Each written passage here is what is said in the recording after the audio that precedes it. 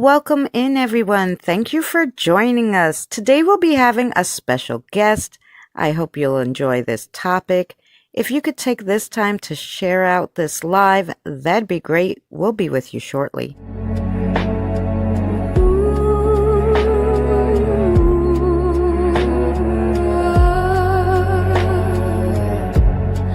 I woke up and realized the world's on fire. That's when I laughed and poured a glass of wine, just staring at the TV, trying to find some meaning, hoping that I'll wake up from this dream sometime tomorrow. Well, the night came and went, not a damn thing had changed. That's when a tear fell from my eye. I thought, what are we gonna do? What's this world coming to? How can we change it? And how do we recover? The world's on fire and only we can save us. It's a heavy load. The road is long and we only begun to fight. We can't give in, we can't give up. We must go boldly into the darkness and be the light.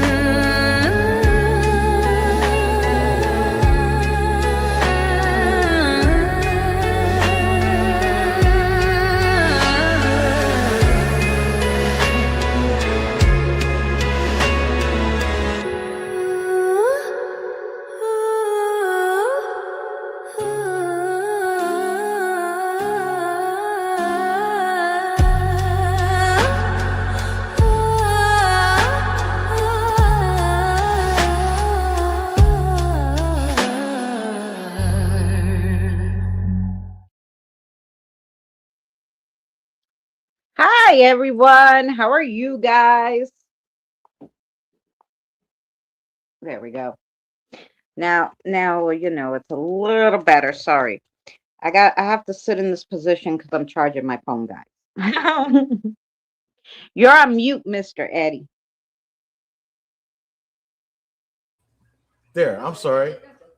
I was talking all that time and I'm muted. Hello, Hi, everybody in the chat.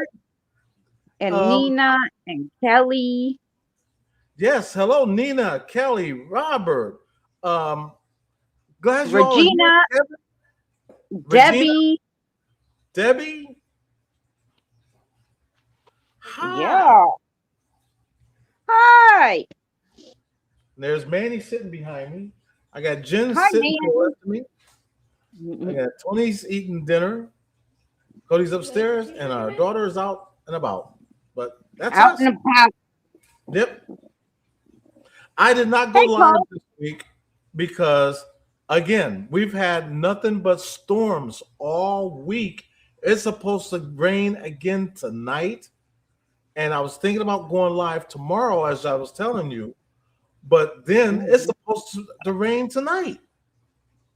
Oh. Thunderstorms. We've had nothing but thunderstorms. If you've watched and heard about the weather down here, we've had tornadoes, especially in Mineral Wells, which is not too far from us. And they got it was horrible. My daughter on Monday, she's in Indiana. She had some hell of a tornado. She filmed it for me. I'm like, why are you filming? You have to make a basement. Why don't you ever get you need to make a sub basement? Like I was crazy. Right. Yeah, it's horrible. So that's why I went live. And I apologize, especially to the members that's in here. I am so sorry. We'll try to make it up to you. I guarantee you that. It's just been horrible. I have not had an open panel, do you know, Colt, in like years. I don't know. It's not rained here in 10 days. Wow. Good for you. Yeah, but she had some heck of a tornado. So, yeah, today we're going to go over since a lot of you guys haven't been here 12 years, some of you have, but some of you haven't. So um, I was going through a hard time. You know, everybody goes through a hard spiritual time in their life. And my mother passed away, and I was a single mother with 2 kids, and I was just having a hell of a time. And I remember 2 priests came to my house actually from like I guess they were from the Protestant church. I was living in Long Island at the time. And they came and they were like talking to me, and I'm like, no, I don't want to hear about God. And they're like, oh my God, what's up? You know, like what, why, you know? And I told them, no, we don't have a nice God, you know. I don't even know if I believe in God because I was so mad that, you know, my mother passed away and whatever. And the way she did and all that stuff. So the hard time that she had her whole life and, you know, to go like that. So I was really pissed off. You know, they just caught me at the wrong time. Anyway, they sat there and they prayed with me, and they, you know, prayed for my mother and my family and all this. And I was like, after they left, I'm like, I wonder if I could talk to my mother. So I started getting into paranormal because when I was younger, and I'm sure Eddie, when you were younger, you know, if you were into the paranormal or you said you saw things or they'd put you in the funny farm, you know. Right. You'd be in the crazy house so fast you wouldn't know what hit you. Right. So I decided, so I started watching YouTube videos, and I realized that a lot of people were doing it now, and it wasn't, you know, they weren't putting them in the crazy house. So I'm like, no, you know, I'm going to learn how to talk to my mother. And so I started not telling anybody still, because I was like, I don't know what people will think. And I was just trying to figure out how I could talk to my mother. And my children were young, so I weren't going to bring them into it. I was just doing it myself. Right. And then, you know, life got in the way. And then all of a sudden, the school called me and told me my son was seeing animals that weren't there. I'm like, what the frick are you talking about, right? So I go down to the school, and they told me, oh, he says hello to a bird he says is at the window, but there's nothing there and whatever. And I'm like, oh, it's spirits. And they like looked at me funny, right? And they're like, no, you have to take him into the hospital. I go freak yourself. I'll take him to the therapist. The therapist will say if he has a problem and he needs to be, who the hell are you? So whatever, I put him, I brought him to see a therapist, and the therapist was like, yeah, you know, I don't find anything wrong with him. I'm like, well, the school thinks he's freaking crazy. So then I sat my son down and I talked to him, and he's like, but I see these things. I must be crazy. I go, no, it's just spirit animals. It's probably your spirit guide. And he says to me, no, ghosts don't exist. And I go, what are you talking about? Of course they do. At this point, I was still on the fence. I didn't know what the heck, you know. Right. I didn't know if they did or didn't, right? I just, you know, I was just, like I said, doing some stuff to see if I could talk to my mother. So I didn't know much about it or whatever. So I got a camera from the thrift store for him, and I brought my camera, and I brought him to the most haunted place in Long Island. And what we caught on film there was crazy. We went over it, guys, at the Edgewood Preserve, what we caught there. And after I watched that video, I was like, they're just all over the place. And I wanted to learn more. I wanted to talk to them, and I wanted to help them. My son, what he got out of that video was he was like, oh, it's just ghosts. I could go back to school now. He went back to school, never had a problem again, nothing of the sort. He was fine with it once he knew what it was. When I knew what it was, I wanted just to know more. I became obsessed, basically. Mm-hmm. So, yeah, and I wanted to help the babies, right? But obviously, because I was in that time where I was like, really didn't believe in like God and stuff, because I was still on the fence with that. But I obviously knew now that spirits exist, and I wanted to try to help them, especially the children. Mm-hmm. So I guess in order for me to have helped them, right, I had to find my spirituality, right? Because I didn't really believe in much at the time. I just knew I could I wanted to help the babies because I had empathy, right? Right. Because when I found out, when I really started trying to talk to them, when I figured out that most of the, the spirits that stay here are children because they don't know anything about it and they don't know about crossing over, they stay with their parents because they don't know. Nobody explains to them about the light, about death, about anything. So they don't know about it. Right. So they stay with their, here with their parents. When their parents die and there's nobody left, they're just here roaming. And I just wanted to help them. In order for me to do that, obviously, I had to find some kind of spiritual stuff that I believe, Right. not the Bible, because I was like, they knew I didn't really believe in a lot of that stuff that was in it because it was written by a man and I had a certain thing about that and whatever. Mhm. And in my faith, I'm Greek Orthodox. Everything is in Greek. I can't read any of it. So even if it is good in the Greek Bible, I wouldn't know because I can't read it, right? Right. So what ended up happening is the spirit showed me what, they showed me heaven, hell, purgatory. They played out a play in my head for about 5 hours where I couldn't move. I didn't go to the bathroom. I didn't eat, nothing. But I didn't feel hungry. I didn't have to go to the bathroom. Like, it was so weird. It was like, even though 5 hours went by, it was like a minute or two for me. Like, it didn't feel that long for me, right? Mm-hmm. So they showed me a whole spiritual battle in my head. And they played it out like a movie of people. They put different people in roles, like Danny and Lou and James and Boomer. They put all these people that I was at the time, hanging out with, Benny. So they were the characters. So when they played it out, it would make more sense to me, I guess, Right. Most likely, I don't know exactly if what they showed me was going to happened Mhm. already, or was just something. I think it was just something maybe to help me with my spirituality, Right. Hey, Josh. So, after that, everything was clear to me, and I learned how to cross over spirits and all that stuff. So it's in his genes, yeah, Robert.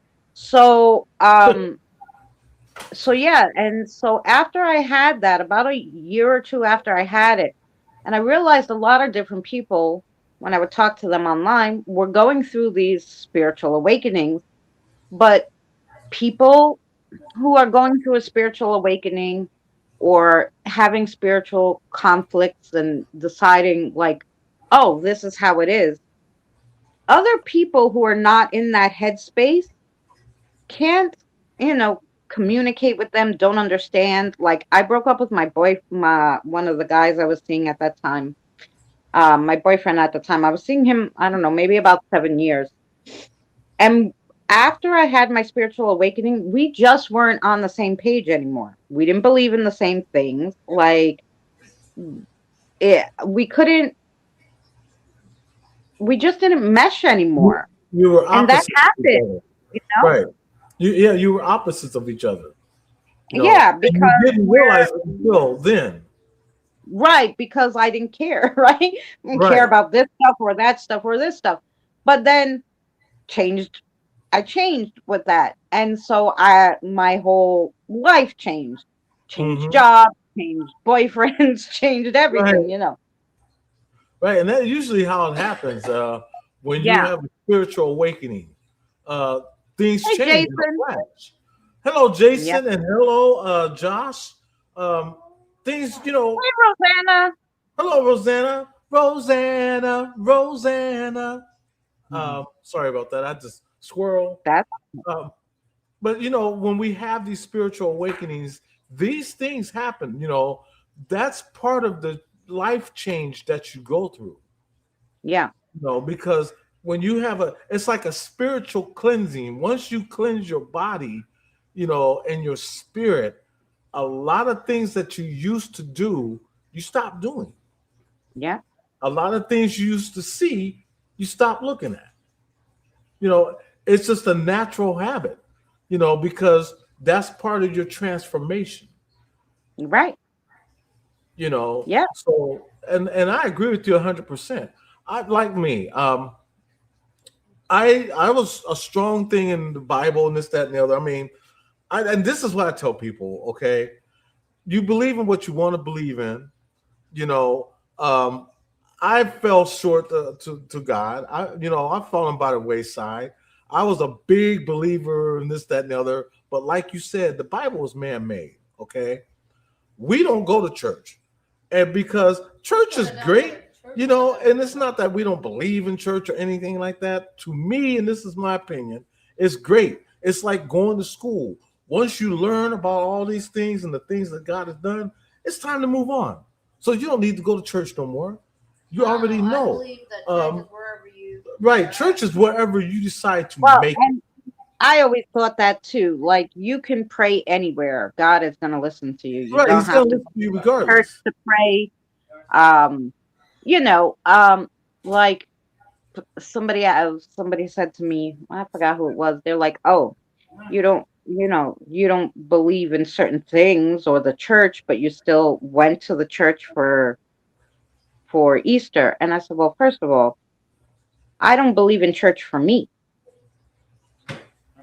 I don't believe in church for me. I don't if it works for you, that's fine. It's like maybe Right. you're going to school for art, but I can't go to school for art because I'm not a freaking artist, right?" Right. So Right. Why would you so go to school for art and you don't know how to draw? yeah, But then like again, it's so because you're learning. yeah, so people are different, if church works for you, good. I go Mhm. to church on Easter every year to walk with the Ipadafia and to go to midnight mass because that was my mother's favorite part of church, right? Were Right. those days where you got to walk outside and you got to sing the Easter song, and she just loved that. And every year she would go those days.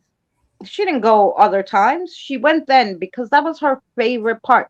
Because, like me, even though she was Greek, the Greek church, they talk in ancient Greek. So you can't understand what they're saying, even if you speak Greek sometimes, because they're speaking in a dialect that doesn't exist anymore. Right. Now Greek is more modern, like just like English, how we use slang and stuff and different words. That's how the Greek language became too. But um the priest still speaks the ancient Greek, so a lot of people don't understand it. So Right.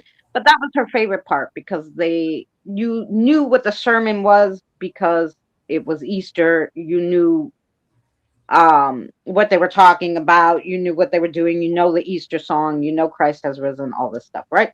So that was her favorite time. So since she's passed away, I've tried to go every year on the 2 days that she would always go because she loved it. Like so she could come with me. I don't know. But anyway, Mhm. so I do it really more for her than for me because like I said, I don't understand what they're saying. So, Right. and this year I went with my aunt because she wanted to go to the other church and she wanted to stay the whole midnight mass, which we were there until 3 in the morning. And she couldn't walk home by herself at 3 in the morning. She's 72, so I went with her, you know. So Mhm. yeah, so like, just because it's not for me, I'm not telling you anything, Right. I mean, because it's not for everybody. I mean, Right. you know, it's just up to you. And it's Yeah. up to you, whatever you believe in. And I don't fault anybody on whatever they believe in. All I can say is that God bless you, and that's if it works Hey, for you, that's great. But there's a lot of people that like I told you before, when we go out and we do spirit box sessions, I never show us praying because a lot of people are against that. So I yeah, don't want to disrespect anybody. I just don't. I yeah, edit that part out of the video. You know, but I'm live. I'm sorry. When I'm doing it live, unfortunately, it is what it is. You can tune it yeah. down. And I still believe in sending good vibes and praying for people and all that. Like I said, I don't think you have to go to church to do it. I think you could do it right in your house. So I will pray for people and everything like that.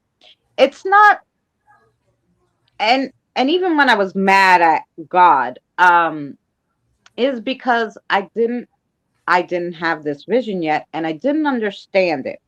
Because to me, things weren't understandable. Like Mhm. the devil, for instance, it wasn't understandable to me that they would take somebody who's supposedly bad, right, and then Right.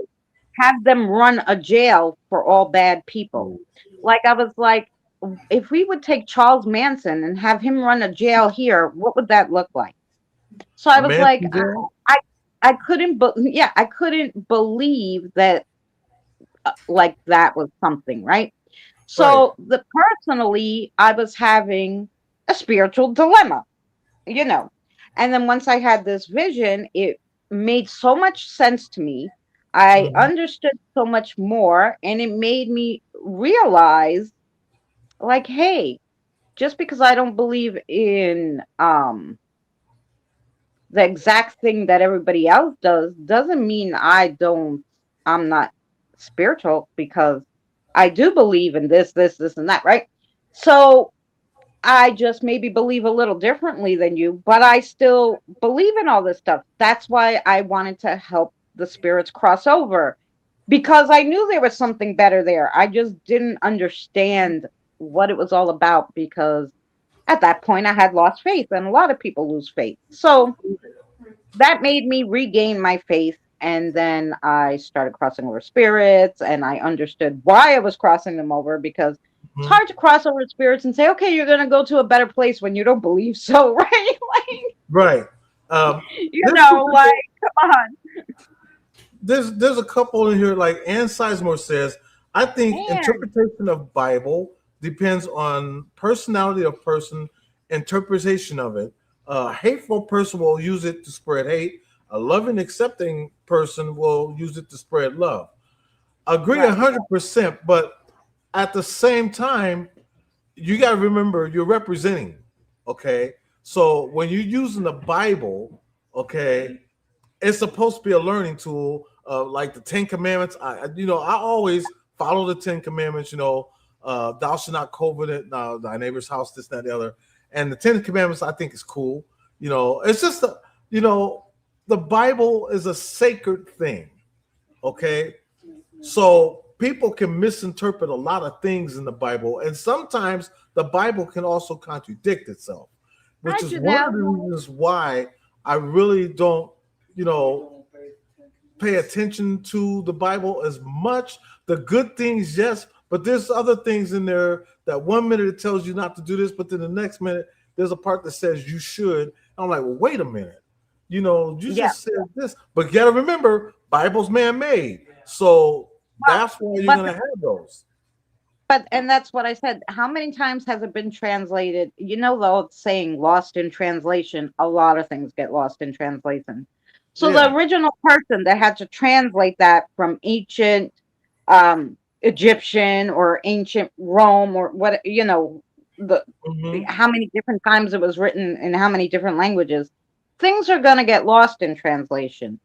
Right. And you know things also, like, and this is a known fact, that even the Pope, when it was being translated, decided he wanted some things changed. Hmm. So, that's why I was always like, oh, I don't know. I can't go exactly by that, because I don't know what exactly was You know, Patty? translated correctly or not, right? So you have to come up with your own way. Right. um you have to go with your heart is going to tell you if something is wrong or not, right? you know Exactly. Go. Everybody knows. You know I what? mean, That's why. god, I'm sure, didn't have to tell you that killing people is wrong. You Right. knew I mean, that. that's Everybody right. knows that, Right. That's common sense. And like they used to say, when you get a bad vibe off of somebody, that's Yeah, your body's natural reaction telling you, like, hey, you better, keep your eye yeah, on this person. You get that bad vibe. So pay attention to your body. yeah, your Pay attention to your intuition. body. Your intuition. Somebody else said something though. Let me scroll up a little bit. No. Right here. Josh C says, I have nothing against prayer and religion, just the explanation of it by various organizations and interests. Again, that's when I was talking about, Right. when it comes to the Bible, it's man-made. So it may say something 1 minute, but then the next minute it's saying something totally different, but it's on that subject that you was reading about before. And so it confuses people at Hi, times, Tina. but it is what it is. Hi, SFL. Tina, Yeah, how you doing? So basically, in order for me to help the spirits and be able to communicate with them and whatever, I had to believe in something. Right.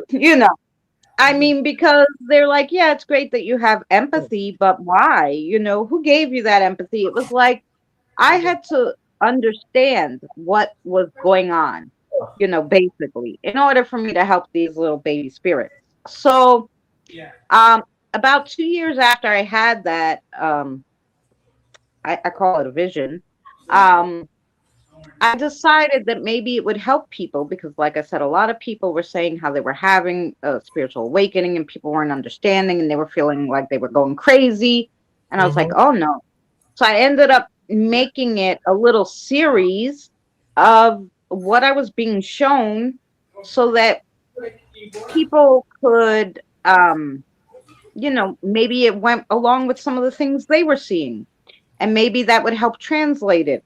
And if it didn't help in the way that I did it, then they could ask me questions. Because, like, I realized when the creator said to me, he said something to me about, being the universe, and I'm like, I couldn't understand what that was, and I struggled with it after for a long time. I'm like, what do you mean? Then I realized he was trying to tell me, the creator, that I'm the center of my universe. And I have to understand that I'm the center of my universe. Somebody else is the center of their universe. And you have to you got to kind of take care of yourself because sometimes nobody else is going to do it because you're preserving your universe. They're preserving theirs. So, a lot of the wording that they used was for you to figure out what it meant and what it meant to you. So they played it like a play, and you had to figure out what these things meant, basically. Right.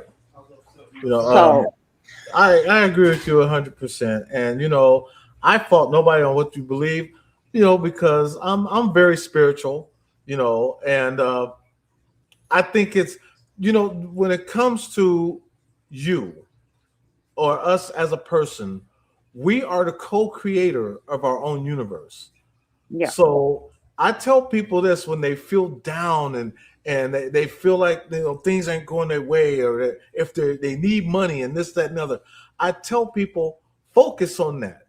And to say to yourself, I'm going to get $100 tomorrow. Even if you don't, keep saying to yourself, I'm going to get $100. You're going to manifest that $100 and eventually it's going to come. Yeah. Because you're the co-creator of your universe. Yeah. Actually, I'm going to do a video about that probably next week. I just read a whole big, a lot of things are classified in our government. And once in a while, they declassify things. And so they declassified, the CIA declassified this scientific study about numerical sequences that will help your pain, that will help you manifest money, these breathing exercises that will help you when you do say these numbers. And some scientists who worked on it and who have now studied it since they declassified say it really works. So I'm curious. So I've read the breathing exercises and the number stuff and all that. So I'm going to try to do a video on it that's more, because you know how things are written. Sometimes a little hard to understand, but so that everybody can understand it and so that maybe you guys can get something out of it. Numbers are in everything. You know, the whole universe works on numbers. So it's not crazy to think that our bodies work on numbers, and that if Right. we, you know, even when, you know, when we say, if you keep seeing the number, let's say 111, that's like your spiritual angel trying to give you a message to say that you're being looked after. Everything's used in numbers. So it's not insane to think that we can, you know, use numbers to heal ourselves, to manifest money or anything like that. So I'll be doing a video on that soon about that, because it seems so interesting to me. And the CIA classified it for so, like, had it, you know, where you couldn't see it for so long, and now finally, Mhm. after I don't know how many years, they declassified it. I'm like, maybe it's worth looking into. So Yeah, because I think what it is they were focusing on the Neville Goddard theory of, of manifesting. And Neville Goddard, I was studying Neville Goddard years ago, mm. and that's why Thanks I for being a never, member for 6 months. yay, yes, I member for 6 months. That's great. I wish I had a member for 6 months. But anyway, um, I've studied Neville Goddard, and that is one of the reasons why I'm never negative. I'm always positive. I keep a positive heart, positive mind. I keep the house positive. We don't we have a sign outside our door that says negativity stops here. So we don't invite no drama, no negativity, none of that. Yeah. Because if you feed into negativity, that's all you're gonna get. If you Yep. keep thinking that you're gonna be broke, you're gonna always be broke. If you hang around broke people only hang around broke people, and you won't get nothing. But if you change your environment, change your mindset, you'd be surprised what you can do and what you can gain. So that's just me. Josh, that's too. It is music patterns. And so that's why I found that really interesting. So I'll do a video on that. And Mm-hmm. then after I do the video, maybe talk about it one week about that.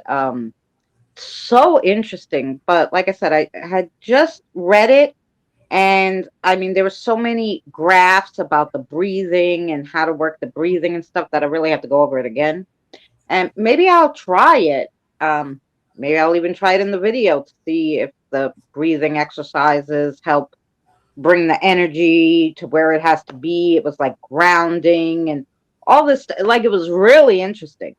Mm-hmm. And I'm like, oh, this all goes with like spiritual stuff and grounding yourself and clearing your chakras and stuff. But this is done with numbers and patterns. Like, it was really interesting. Hey, Natalie. Hello, Um, Natalie.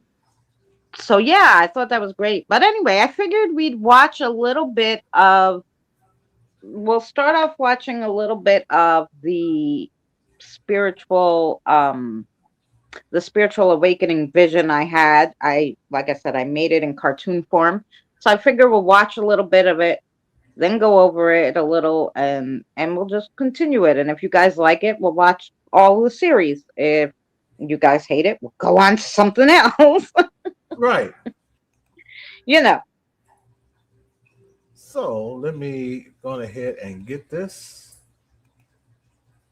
And I want to make sure I got the volume shared.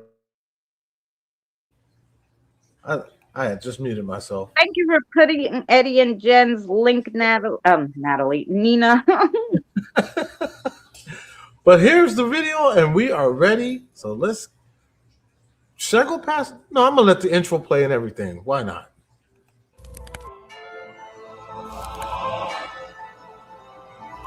Let me know if you can hear it okay.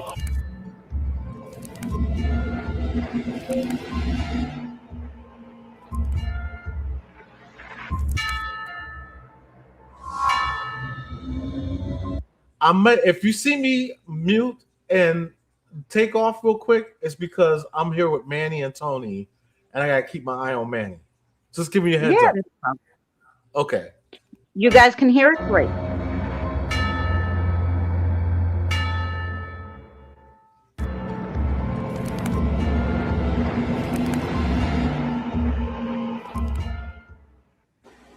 Okay, guys, so I'm so super excited to share with you that I'm going to be making a sci-fi series on my Oh, channel. we watched this little Right bit now, I'm calling it last Battling week. We for could the probably skip the Universe. little intro. Hopefully, they'll go. Oh, skip this one. Skip the Oh, little intro. Yeah. okay. Okay. So Oh, too much, maybe. Yeah. There you go. okay. Either one of them Let's are see. saying, I don't want you guys to fight. We're not up to that part yet. All right, Squad fam. I'm going to see you this Saturday for our first episode. Let me set the stage for you guys. There's going to be a spiritual battle in New York, and I'm one of the people who are chosen to help with it. I'm getting visions of what to do. If you are too, come join me, and let's hope the good wins over the evil. All right, let's meet all the players.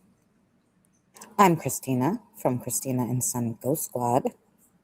I'm Jonathan from Christina and Son Ghost Squad. All right, now let me introduce you to the people that I know about and that's pertinent to the battle. There'll be I'm more. a little funny looking, but you that will know. be pertinent later in the future after the battle. We're an elemental couple. Watchers to the wolf.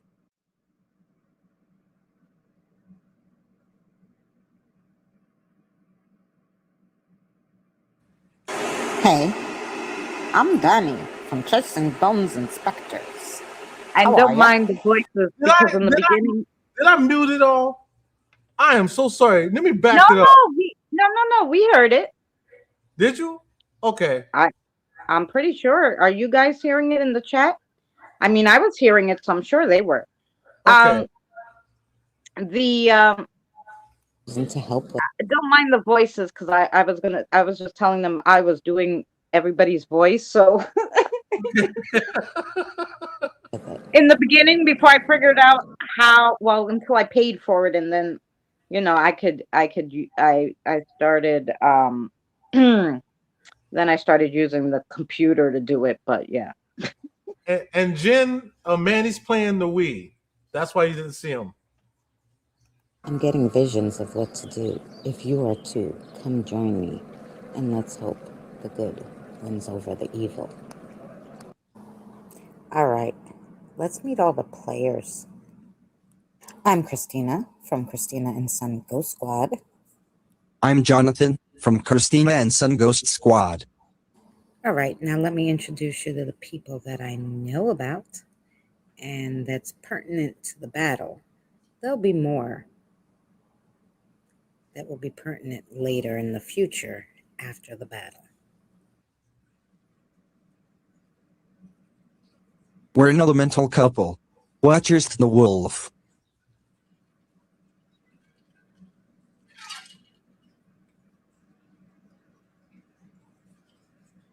Hey, I'm Danny from Chasing Bones Inspectors. How are ya?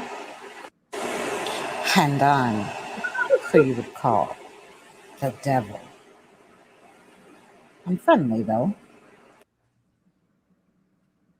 And I'm Benny Loco. I love urbexing. And I'm everywhere. I'm Pammy Clyde.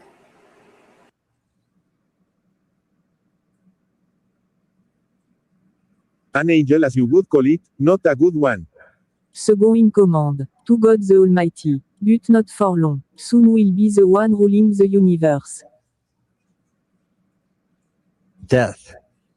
Some people call me the Grim Reaper. Ghost/Spirit Michael, a little boy who likes to help crossing over spirits. I am Sarah. I am a little 7-year-old spirit who stayed to help Michael with crossovers. Just a male spirit, under 20 years old, trying to help. Can't give away my identity currently.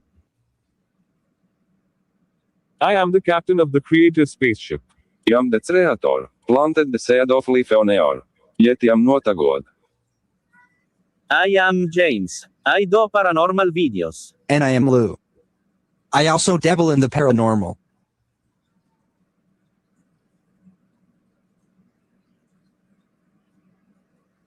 I am a baby dragon. I protect the gates of hell. No one gets past me. Mo.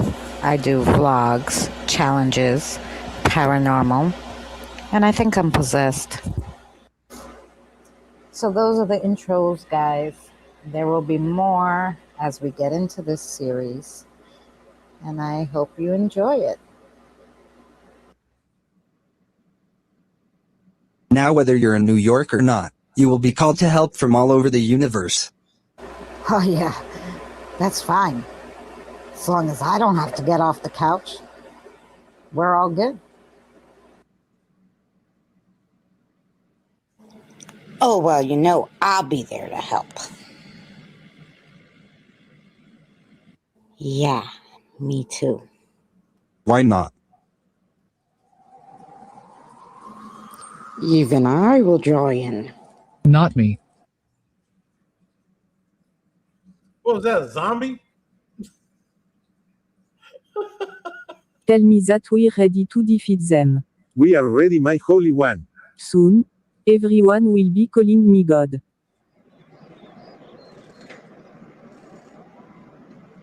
I hope we can help. I'm sure we can. I'm really not looking forward to this. I have enough to do as death. Why must I do anything more? I'm a ghost. Nobody could see if I do anything any old way.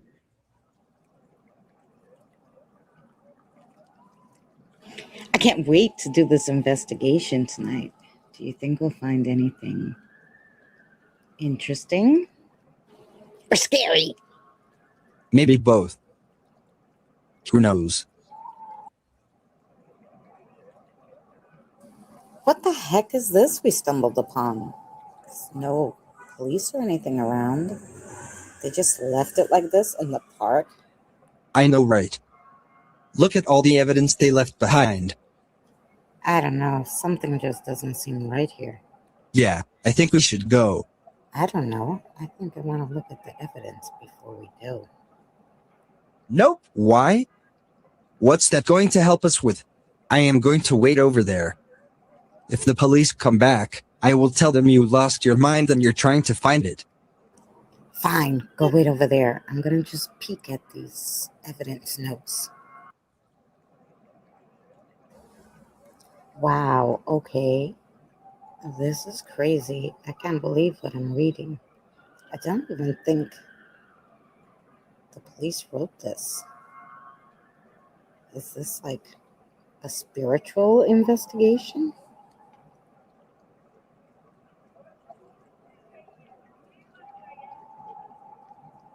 Why is she here? I thought he got rid of her and her paranormal friends. I scared her on the spirit roads, thought she stopped doing this.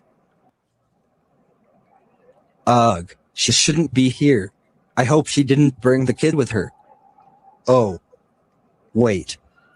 She did. Why are you still here? You took the other dead angel spirit away, didn't you? Yes, I did as you told me. Then you can leave, get out of my face. Unless. Can you take that one with you? All you have to do is touch her. You know I can't do that. She is not slated for death yet. Jonathan, you're not gonna believe what's in this stuff. I'm taking it with us. Why, this woman, have to get rid of her, before the Holy One gets wind that she's back in the game. What is an elemental doing here? The she that you speak of is my friend.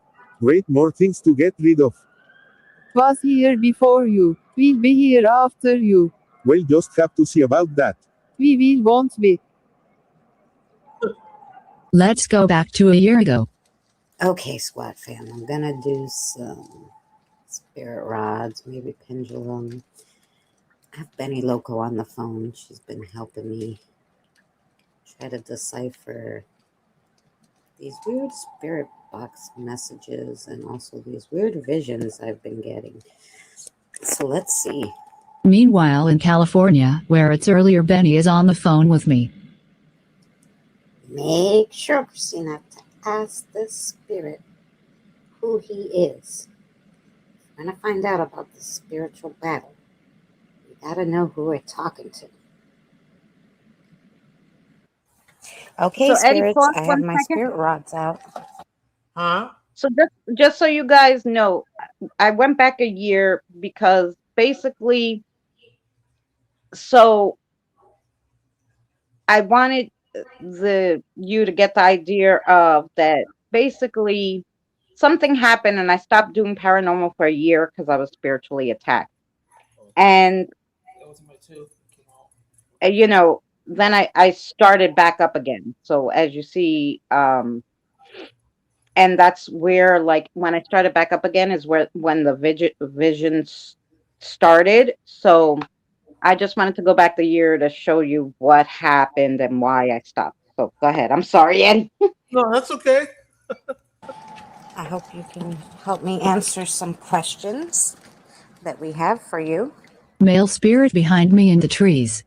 Oh, here's our chance to scare her and get her to stop worrying about the battle. Okay, I'm in my backyard, spirits.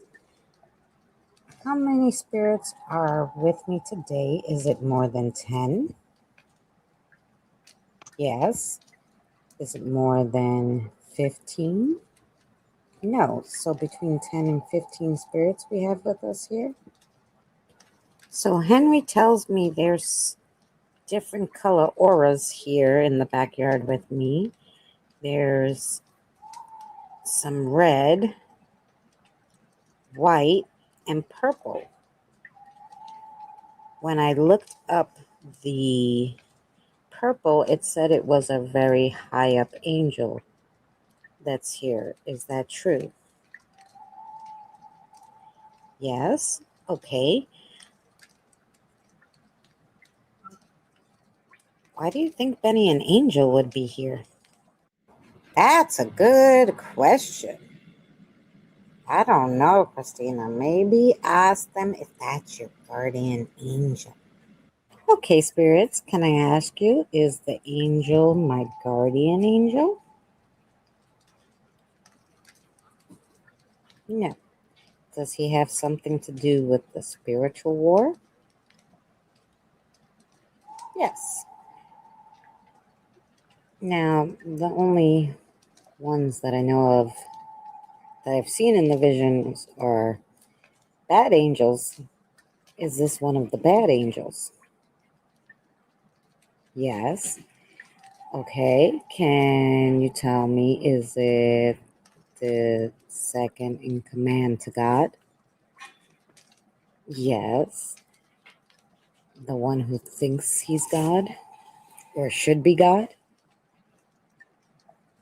Yes. Okay, that's quite scary, guys.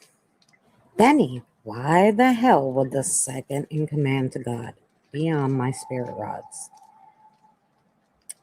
Are you the one answering the questions on the spirit rods? Yes. Okay, yeah. That is disturbing a little. Oh, yeah, that is scary, considering since you told me what your vision showed you about him. Okay. I don't know what to tell you now. I don't know if the spirits are messing with you or that he's really on your spirit rods and standing in your backyard. Okay. I don't know. Don't ask too many more questions. Who knows if he'll tell you the truth? Okay. Second in command to God. Can you tell me then, if I ask you questions, will you tell me the truth? Yes. Okay, then. I made a list of people on the good side and people on the bad side. Is that list pretty accurate? Yes. Interesting. Okay. So obviously, do you know what I saw? Yes. Okay. Interesting. And are you the one bothering Pammy? Yes? Okay. Okay. And are you bothering Pammy because you don't want her to help me with this battle? Yes. And what about Tammy? Have you been upsetting her life too? Yes. Okay. I'm going to close this session, guys. And to you, second in command of God, I'd like you to stay off my spirit rods. Oh, no. That's just wrong. Oh, I don't know. Do you think he's lying about the people on your list and stuff? I don't know, Christina. You gotta wash those spirit rods or something. Cleanse them. Try to keep him off of them. And, yeah, I gotta go now because I'm finally at the store. And I'll talk to you later. All right, Benny, love you, girl. And I will talk to you later. And, yeah, I have to think about all this now and see what the deal is because it just seems insane to me. I don't know. Maybe somebody's messing with us. That's when I thought someone was messing with me, and I decided to stop doing the paranormal for a while and take a break. Hey, Mom, you okay? Not sure. Something weird's going on. I don't know, but Danny's texting me to go on a live stream, so yeah, I'm gonna get ready for that. All right, Mom, I'm going to go spend the night over Robert's house. I'll see you later. All right, have fun. Don't stay up too late. Strange that Danny just messaged me on Messenger out of the blue to go on this live stream. He normally doesn't do that. With PWI? Curious. Wonder who else is gonna be there. Ah, Shadow of the Moon on my Messenger. Oh. She thinks it's strange too. I'm gonna keep her on the phone while I'm on the live stream. All right, my wolf pack. We're gonna have a live stream. We're gonna have some guests talking about their channel and what's coming up and some paranormal chitty chat. Hello, my angels and pops. Yeah, I'm Boomer. I'm not really doing the paranormal right now. Have nothing coming up. Oh, my darling Boomer. You always have the weirdest backgrounds. Very cool with that green screen. Yeah, you're making us all dizzy. Oh my God, Shadow, my whole body is vibrating. My spine feels like it's gonna explode. There's just too much energy on this live stream. Just texting me, not on live stream. Yeah, and why are they speaking so weird? I think they are like really in sync in their minds. Yeah, I really think you need to get off that live stream. Nope. I can't get off the live stream. I have to not show any fear. And I have to finish it. I really hope he's not on long. Oh yeah, so Christina, why do you think you catch all this stuff paranormal? How do you do that? I don't know. I guess I'm just nice to the spirits, so yeah, they come by and say hello. So I have been trying to learn how to read people's minds, not exactly paranormal. It's very interesting trying to use my intuition. Okay then, Boomer, what am I thinking? Can you read my mind? Simultaneous at the same time, both Boomer and Danny say. You always have the same thing on your mind, Christina. Sex. Yep. Okay, Shadow, was that like the strangest thing ever that they both said it at the same time? And then what the hell is that? That's definitely not what I'm thinking today. I'm more thinking about angels and what happened earlier, which I explained to you. That was so strange, like they are both possessed. Look, I really think it's time for you to get off that live stream. Also, how's your body feeling now? Is it still all vibrating? It's actually quite worse now. It's like going up my back, into my neck, into my head.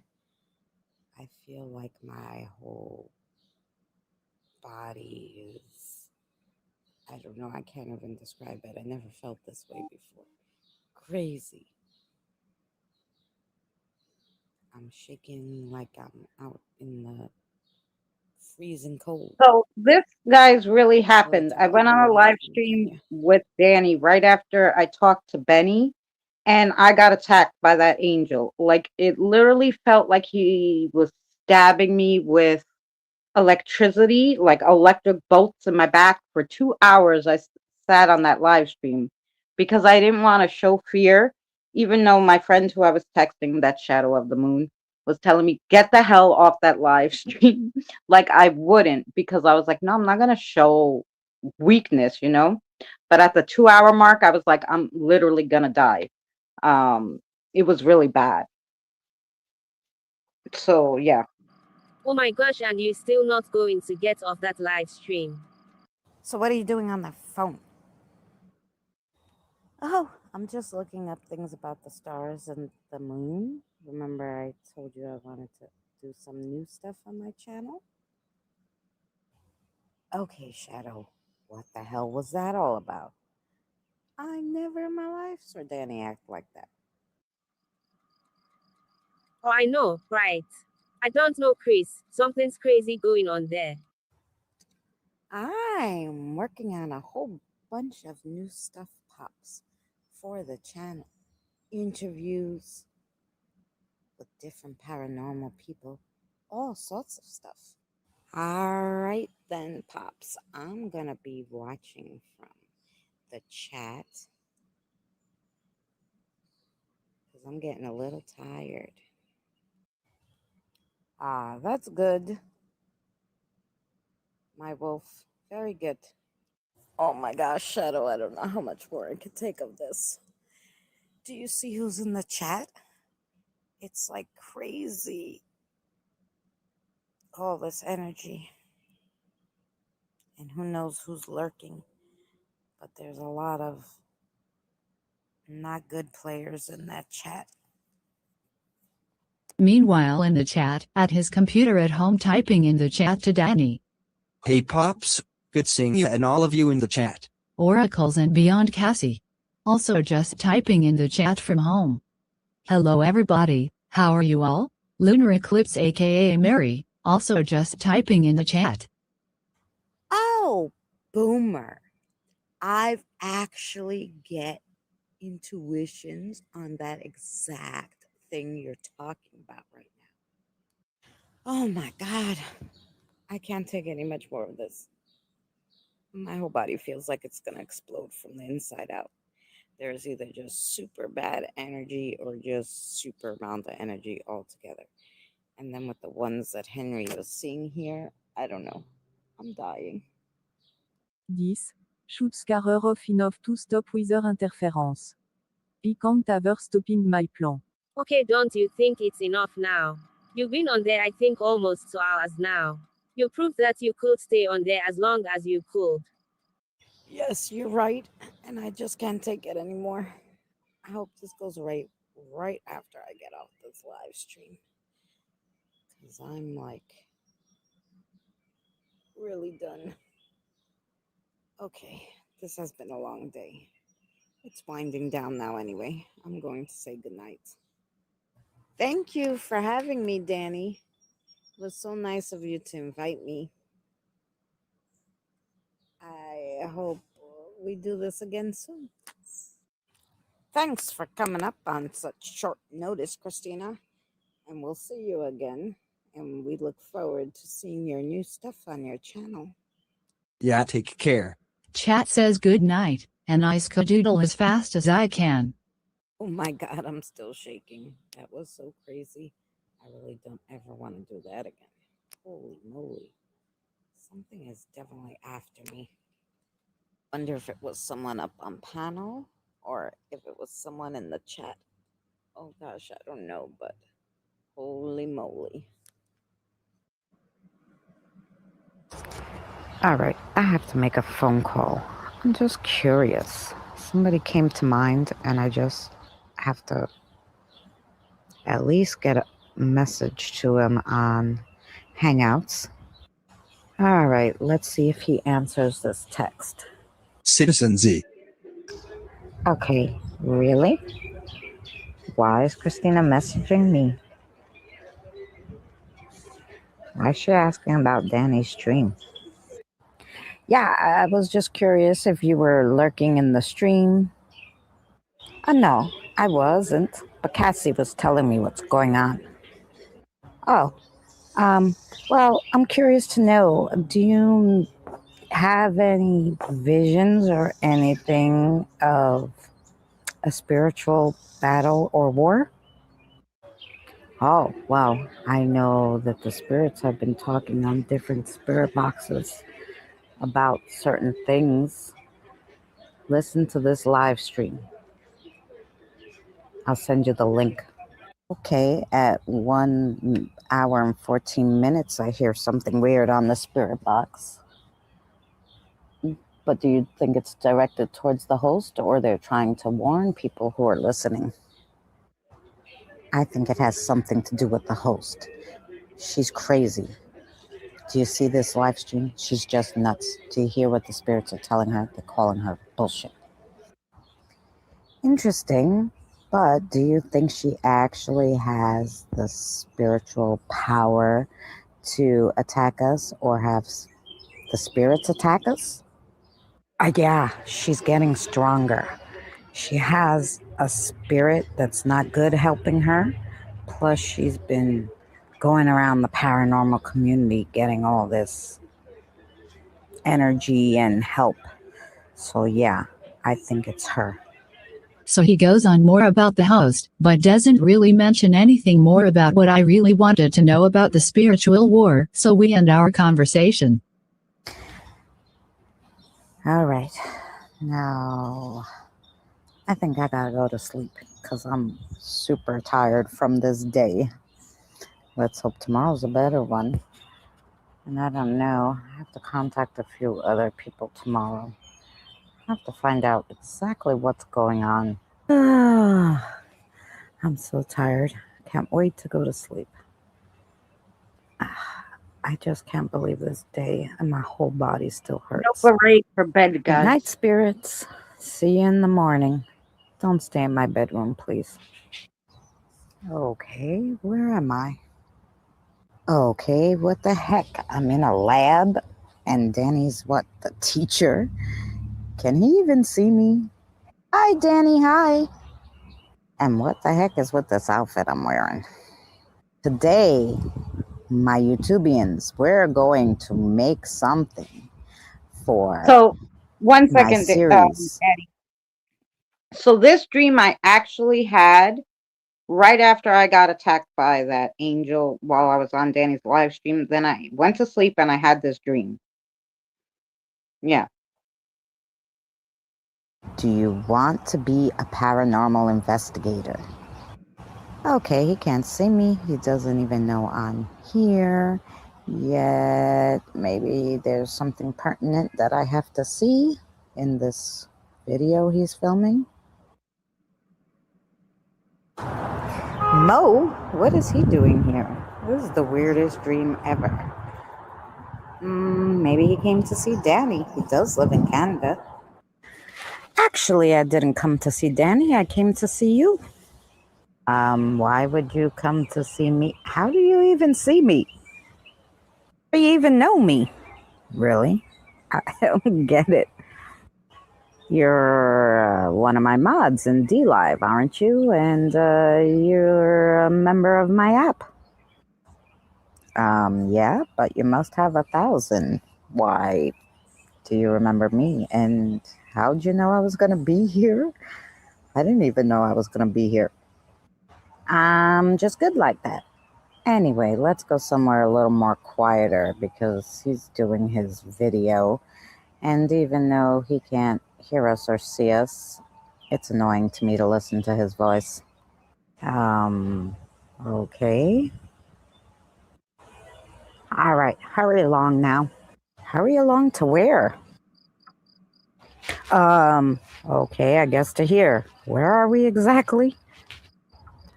Why don't you come sit over here on the bed? No. Why don't you tell me what's going on first, and then I'll think about it? Come on, I don't bite. Strangest dream ever. All right, why not? It's a dream, right?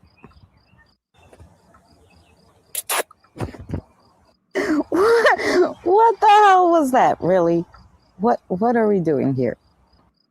Okay, we could do this the easy way, or we could do it the hard way. Do what? And I don't know what we're doing, so I can't make it hard or easy. Okay, have it your way then. Alakazam! That was the last thing I remember until I woke up on the bed. I fell asleep in my dream. How does that happen? The hell? What happened? I fell asleep in my dream? Oh, I don't know. Mo? Okay, curious. Wait, I hear Danny. What is he doing? Oh, let me go check on him. I don't know. I wish I would wake up already. Hey, my YouTubians, I'm pretty sure that's how it works. Let's hope this works. Let's try it out. Astro, what do you think? I think it's not gonna work, and you shouldn't do it. Nonsense, how bad could it be? Seconds later, a fire erupts. Oh my gosh, I guess Astro was right. What a mess. I blew up the lab. All right, now how do I get out of here? Danny, time, you have to get out of here. Can you see me now? Can you hear me? Christina? Yeah, I hear you. Where are you? Here, I'm here. Come on, I'll get you out of here. Okay, we made it. Christina? Where'd she go? Okay, where the heck am I now? Hello, sir? Who are you? Let's just say I'm a friend. Did the devil get to you? Devil? No, I didn't see any devil. Just some YouTubers. Oh, no, the devil isn't one of them. Oh, yeah? Which one exactly? It doesn't matter, just don't sleep with any of them. If you need someone to sleep with, I'm here all the time. What the hell you think? I'm some kind of slut? I have a boyfriend, and I haven't even slept with him in 2 years. Never mind anybody else. Well, that's good. Keep it that way. Okay, friend. Can you tell me how the hell to get out of here and wake up? Holy moly, what a crazy damn dream. I haven't remembered any dreams in the last 5 years except one other one, and this is the one I have to remember. What does this have to do with anything? So weird. And right after I was on Danny's live stream, where I was attacked? Oh no. I kind of want to message Danny, but I don't even know what the hell to say. Wait, but what is this callousy bump thing I have on my hand? I didn't have that when I went to sleep last night. And when I woke up from that dream, I had a weird like callus on my hand. I didn't have it before I went to sleep. I woke up and and it was on my hand, and I'm like, how the heck did I get that after I had this dream? And when I text my friend Shadow of the Moon and I told her the dream, and she looked up the callus, well, you'll see. Is good with this. I'm gonna text her. She helped me so much last night. Maybe she knows about this. Holy moly, what's a dream and you woke up with these colors on your hand? I've seen that before. I'm going to go look it up again. What does it mean? What? Oh my God, she wrote here that it means you've slept with the devil. What the hell kind of crap is that? Holy moly, is Mo the devil? And what the hell did he do to me? Oh, okay, I'm thinking maybe he's just a metaphor for the devil. Because the devil could take any form, right? Oh my God, I don't know. Oh boy, this is some conundrum. Okay, I just don't know what's going on here. I really have to figure this out soon. Okay, I just can't believe that crazy dream. Oh, I have to call Pammy and tell her about what happened with the spirit rods and Benny. I really need to call her. Something's telling me that. Oh, wow. Christina's calling me? That's funny. Hey, Pammy, how are you? I had the weirdest stuff happen in the last few days. You're not gonna believe it. Anyway, I'm calling you because I was on the phone with Benny the other day and I was doing the spirit rods with her. And you came up. And I wanted to throw this out there and see what you think. Okay. Yeah, tell me what happened. Oh, I think there's a ghost child with me, by the way. I think it came from your house. I'm not sure. One of the babies. I had a hot cup of coffee and I was trying to drink it and somebody was around me. And you know when somebody wants to knock something out of your hand, like kids, and they went to knock it out of my hand and they shook it so hard and I said, no, it's hot, don't spill it. And they knocked it out of my hand. I couldn't believe it. Well, that sounds like maybe something was wrong with the coffee. Did you get it from that crazy place that's always trying to poison you? Maybe they were trying to tell you something. That's why the little one knocked it out of your hand even when you told them don't. Anyway, let me tell you. You know the guy who you said was choking you at night? The black shadow dude? I think it's the second in command to God. That's what they told me on my spirit rods. I don't know because, it's funny. You can't exactly tell what spirit's on your spirit rods, so I don't know if they're messing with me or what. But Benny was on there with me on the phone, and I just thought it was super weird. And they said it's because they don't want you to help in the spiritual battle, because you're very strong and you see things, and they don't want you helping me. Oh, my.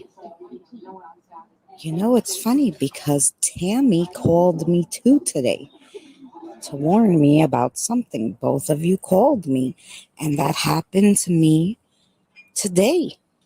Again. So funny that you both called saying that maybe I needed some help. Yes, it's terrible. That guy is terrible. Oh, well, we're going to have to think of something because this is getting out of hand now. This whole thing is getting out of hand. And now I think I should call Tammy because maybe she has some information for me. And yeah, maybe she can help us too. And I always feel like somebody is watching me, like somebody's always here. It's so weird. And Henry's been seeing all these auras, all these different colors, red, purple, and white. And I know the white are the spirits. I looked up the purple means like it's some kind of high up angel. And I don't know if that's the bad one or one that's here to protect me. And then I don't even know what the red is. I tried looking it up and I don't get it. They just tell you the colors of what the auras mean, but they're all red. Oh, that is strange. Well, I know you always have a lot of spirits around, but I don't know. Red auras? Maybe you should call Tammy and maybe she could help. She is good with that stuff. All right, girl, let me go. I have to get back to the crazy hotel with all the radiation waves. These psycho state people are trying to kill me, definitely. Anyway, I'll talk to you soon. Thanks for calling. All right, Pammy, thanks for talking with me. And yeah, think about what I said. And yeah, I'm going to call Tammy. I'm going to go outside the house, though. It just feels very heavy in here. I'm going to go sit in the backyard. Hey, Tammy, I got you on the phone. Great. I wanted to run some things by you. Some craziness is going on over here, and I really wanted to run it by you and see what you thought. Hey, how are you, Christina? I'm glad I got you too. How's everything? And what kind of strange stuff has been going on? I don't even know where to begin. Well, I was on the spirit rod, so let's start there. Benny was on the phone with me, and I had the second in command to God on my spirit rod, supposedly. And they're trying to keep me from helping in the spiritual battle, I guess. And I have all these strange auras here that Henry's been seeing. A lot of stuff going on. And I need your help. I want to know if you've been having any visions or anything about a spiritual battle. I definitely have had some weird things going on and some feelings and seeing a lot of stuff. And I have a lot of stuff going on too. I spoke with Danny. He seems to think that we're all having a spiritual awakening. I'm not sure what's going on, but whoa, I see a lot of stuff near you. Can you swing your phone around and let me see what's going on? Oh, yeah, okay, let me start swinging the phone around. I'll show you the house part too and everything, and you tell me what you're seeing. Maybe it's the same as what Henry's been seeing. Oh, okay, so you have some Indians on your roof. I don't know, they may be protectors, it feels like. And then you do have some weird vibes like that, things that are hiding around you, and I don't know, all sorts of stuff going on there. Oh gosh. Yeah, a lot of stuff. But you know, you always have a lot of stuff around you. Your videos are crazy. The stuff that I see in your videos are nuts. So, yeah, I don't know what's going on. Did you speak with Danny? Well, I was on a live stream with him yesterday. Jeez. And I had all these weird feelings. My whole body was vibrating. I had like electric going up and down my spine. I thought I was going to explode. Somebody was like, I don't know, hexing me. I don't know what was going on. I don't know if it was somebody here that was doing it or on the live stream that was doing it. And so, I don't know, I'm skeptical about talking to Danny right now because the whole thing was weird. Him and Boomer were acting Obviously, nuts. this was before Danny and then I had were this seeing weird each other. dream, and it was crazy. Okay, then I think you really need to have a talk with Danny now. Danny's been helping me with a whole bunch of stuff with my spiritual awakening. And maybe he can help you too. I really think that we need to stick together and help each other in whatever's going on, even if it is just a spiritual awakening. So try to get him on the phone and see. You know, he helped you that time when the spirit was attacking you. Oh, yeah, that's true. I'll never forget when I was on Benny's live stream and that thing was attacking me and I was getting these cuts and the blood was dripping, and then when I would wipe it, they would heal. It was so freaking weird. I'll never forget how you and Danny helped me. if you weren't on that live stream, I don't know what I would have did. And if you couldn't get in touch with Danny, what would have happened? Lord, that was some craziness. All right, girl, let me see. I'm going to just message Danny something, and then I will see what he says. All right, girl, I'll let you go, and I'll talk to you soon. Take care. Much love, darling. All right, Tammy, thank you so much for helping me, and I'll talk to you soon. Stay in touch and stay well and be safe. And I'm going to go message Danny. Thanks for the help. Maybe I'm just going to see if he responds to this because I don't actually know what to say. I wonder if he knows how weird that live stream was. I'm just going to write, hey, Danny, thanks for inviting me to your live stream. It was interesting. Yeah, then I'll wait and see if he replies. Alright, let's make it that he never replies to that message. Oh gosh, my neck is hurting again. What the heck? I don't know if it has something to do with Danny or what, but my neck is killing me. I wonder why. I'm a little nervous to do the spirit rods and ask, but maybe I can ask just for a spirit I know to do the spirit rods. I don't know. All right, let me get out my Spirit Box app and ask some questions. Maybe they can tell me about what's going on. Spirits, why is it that my neck hurts? By the way, I figured out that my neck hurting means there is bad energy around.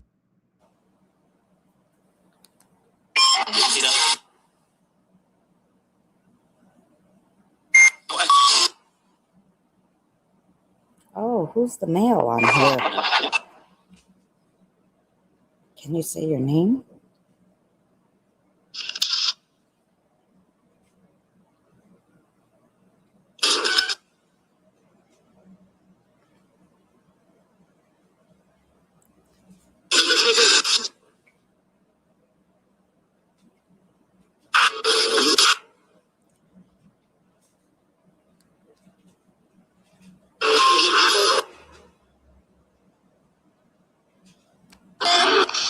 Well, we'll listen back to that and see what happened, guys. But yeah, super interesting.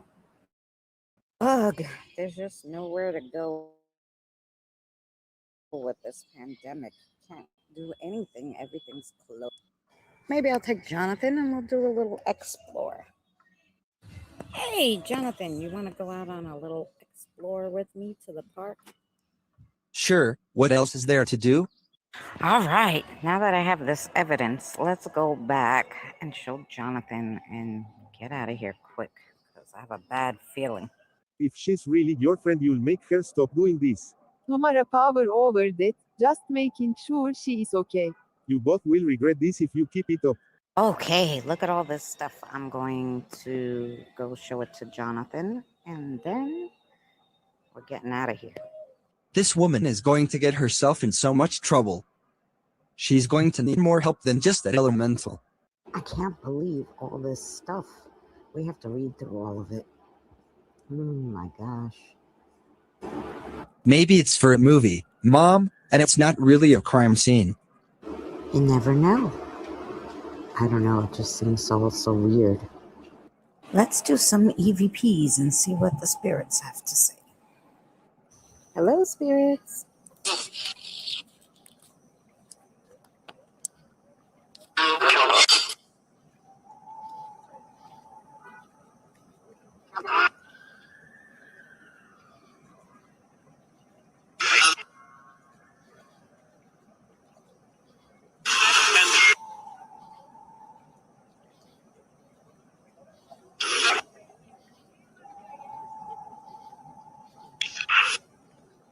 Can you give me your name?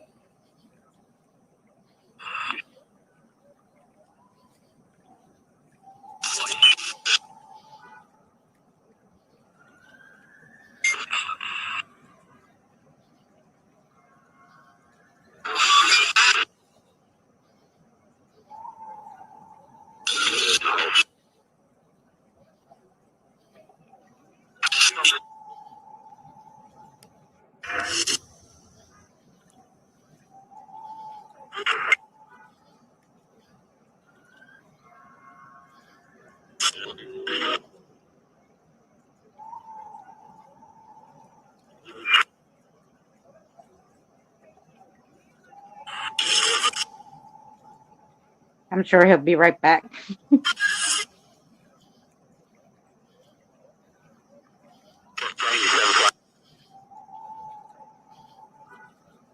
These are actual EVPs that I took during the investigation.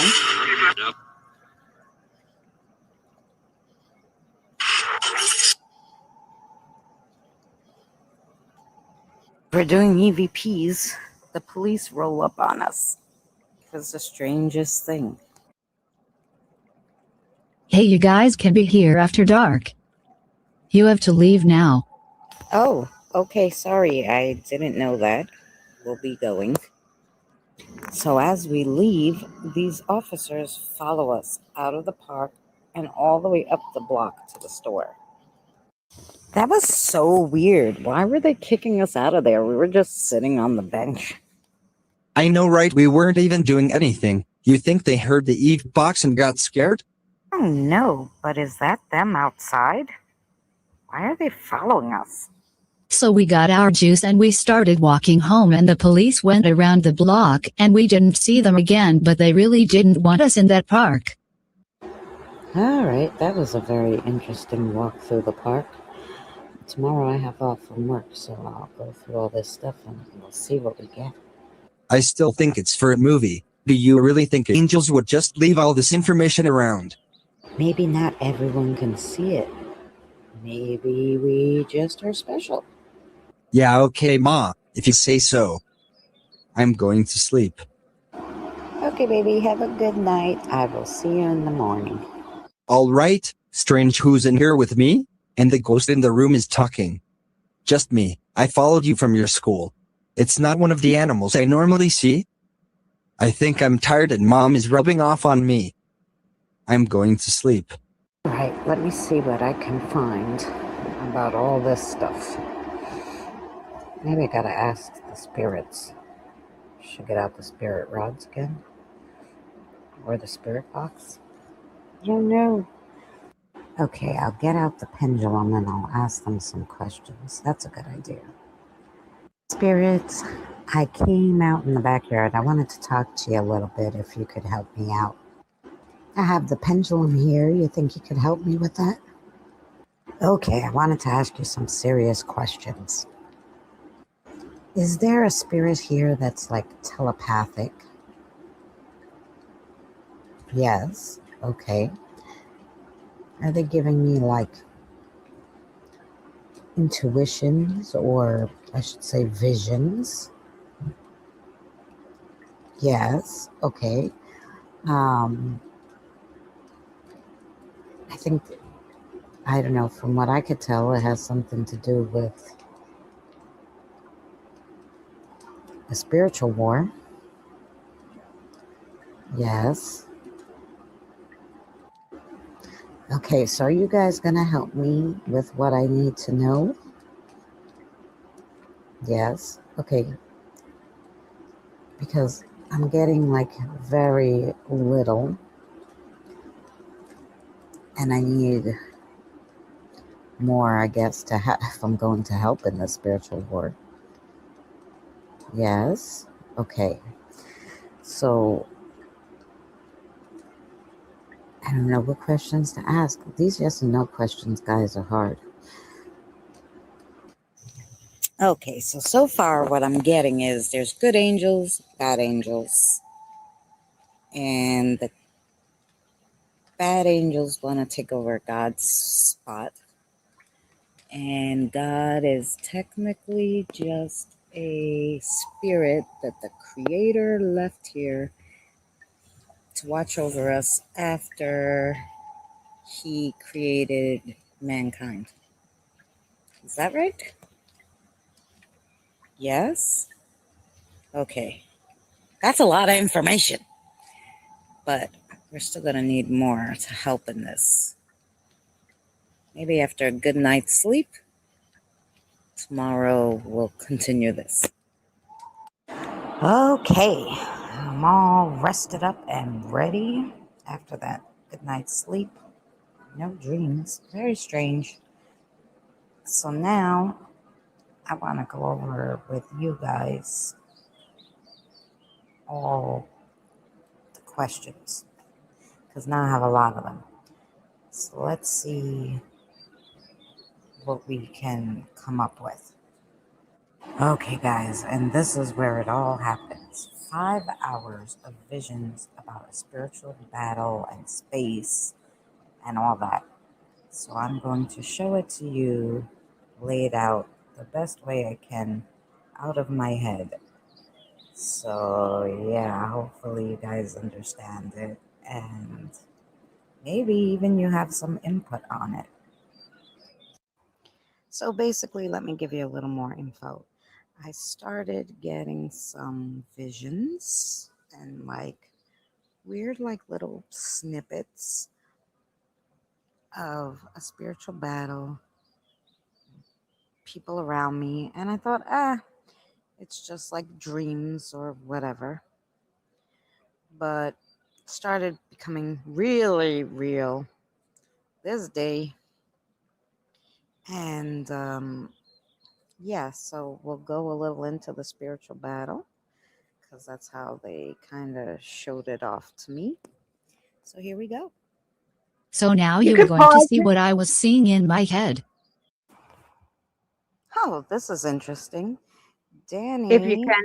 is coming to New York and he wants to do a collab with me. But also, Eddie's there, but James the fam is coming to New he's York. not listening.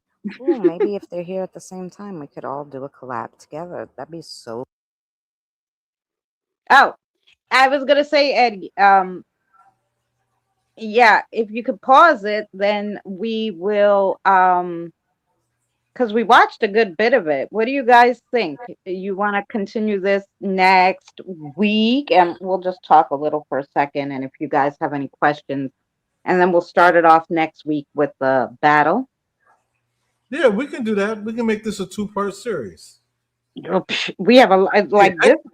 Yeah, I was gonna This say has like order too. 58. We'd be here. We'll be here for like 6 weeks. But I mean, we could play more, because we kind of talked a while in the beginning, but we can, start fresh next week with the spiritual battle. Just check the timestamp on this, Eddie, Yes, the timestamp on this, I sure will. so that we can remember where we were for next week.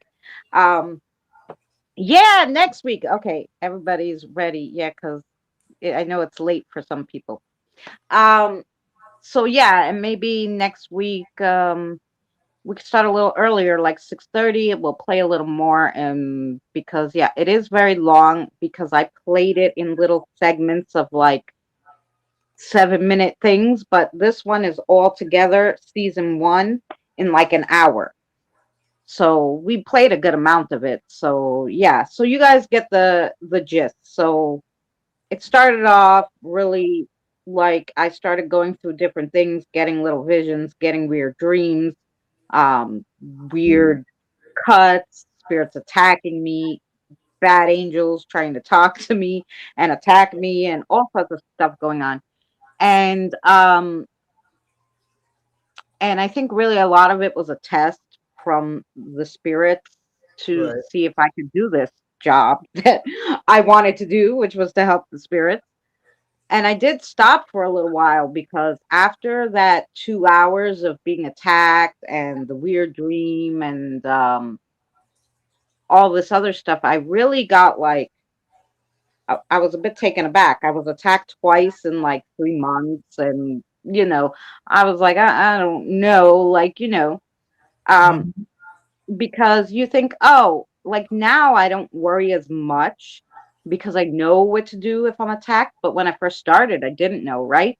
Right. So you're like, shit, is it worth it? Because they're gonna kill me, um, yeah, because it was really bad. So, but then after like it was almost like a year, and I had broke up with my boyfriend, and like I changed jobs, and because that other job was killing me. So I changed jobs, and I was a little more settled. I had a little more time, and I said, no, I really I have all these kids here. I can't leave them, out in the just roaming around. So I went back to it after a year. Yeah. So hey, Krista. So yeah. So next week we'll get into the actual vision. But that stuff did happen. That was like real spirit boxes that was in there. And my son and I did go on that investigation, and the cops did chase us out of that park and all that stuff. That investigation, I think, is on my channel. So yeah, and so I was laying out kind of the timeline for you guys so you could see what was going on. Like a lot of crazy stuff was going on, and then I got that, that crazy 5-hour vision. And so yeah, so we'll get into that next week where we'll lay that all out for you guys. Right. It's cool, Krista. I don't know if you saw my cartoon series. We just played a little of it, the background, but next week we'll start again doing we'll get to the spiritual awakening vision, which, like I said, it was 5 hours. So to lay it out in cartoon form was a little hard. And so it did take about 5 hours to lay it out. So yeah, I tried not to forget too much, and whatever I thought really I couldn't put in there, I didn't, but most of it I did. That's pretty good though. You did a good job. Thanks, Tina. Yeah, I tried, I was a little iffy on the program and how to use that program I was using. I think they call it Platagon. So you have to talk into it. I wasn't really used to it and stuff, but it gets better as it goes along, and it gets faster and more exciting as I figured out A, how to use the program, and B, the plot itself got more exciting.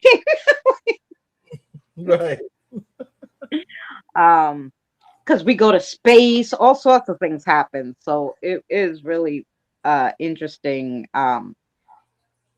It was I really couldn't ask for a better spiritual awakening, like kind of 5-hour vision. It was interesting, and it was it kept you on your toes, and there was a lot of stuff I had to write down to, like, what does this mean, and I learned a lot, and I got my like my faith back, like in a lot of different aspects of life in general. So it was good. Robert, take care, darling. I know you're tired if you fall asleep. Yeah, Robert, get you some sleep, bro. We will see you when we see you.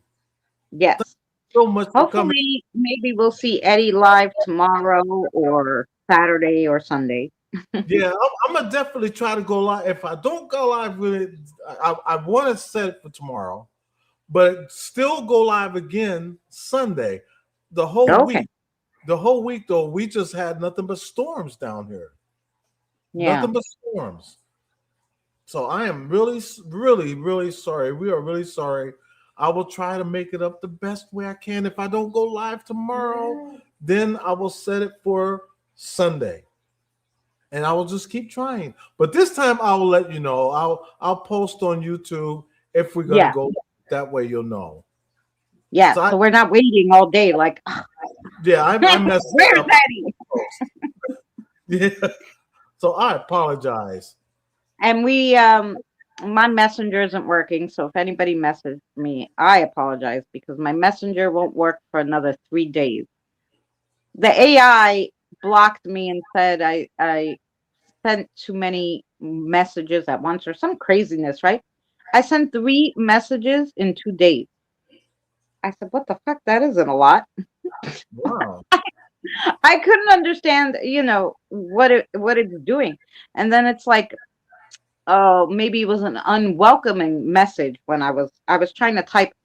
So Facebook doesn't have any people. You can only talk to their AI, Meta, who runs Facebook Messenger.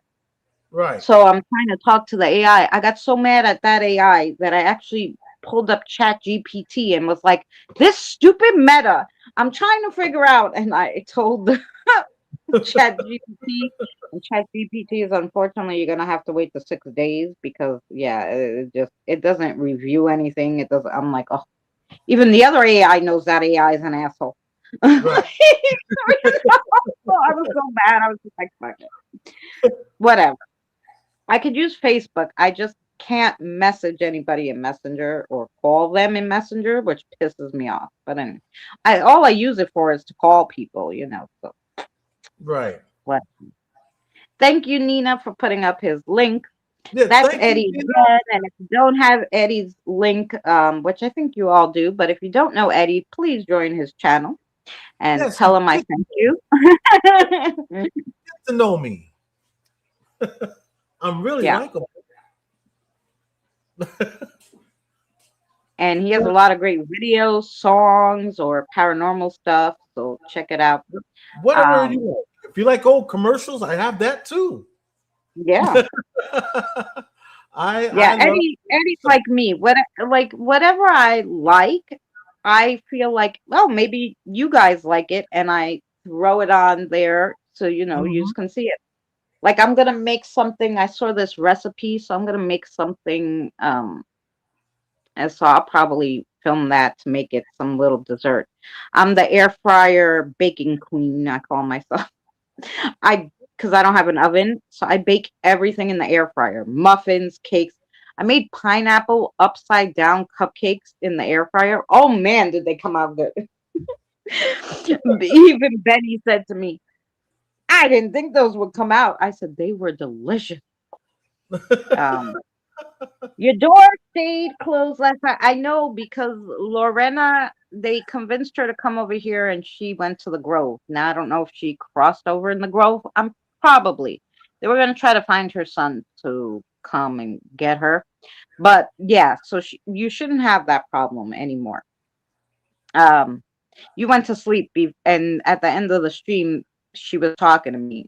And so, yeah, that's what happened. So your door should not open or close anymore because we tried to help her. So, that shouldn't happen. If it does, then somebody else, and we're going to have to look at that deeply. But no, it shouldn't happen because Lorna, I kept saying Lorena, but her name is Lorna.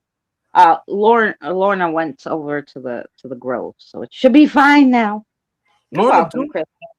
Lorna Doone, the one who made the cookies? I don't know, some Victorian Lorna. I'm joking. Lorna Spirit, who was looking for her son. Yeah. So, Lorna, I love your cookies. Still eating them to this day. Lorna Doone. Those cookies are good.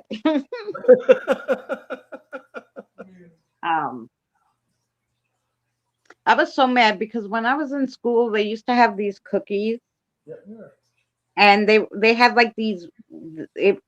Did you guys have these cookies when you were in school?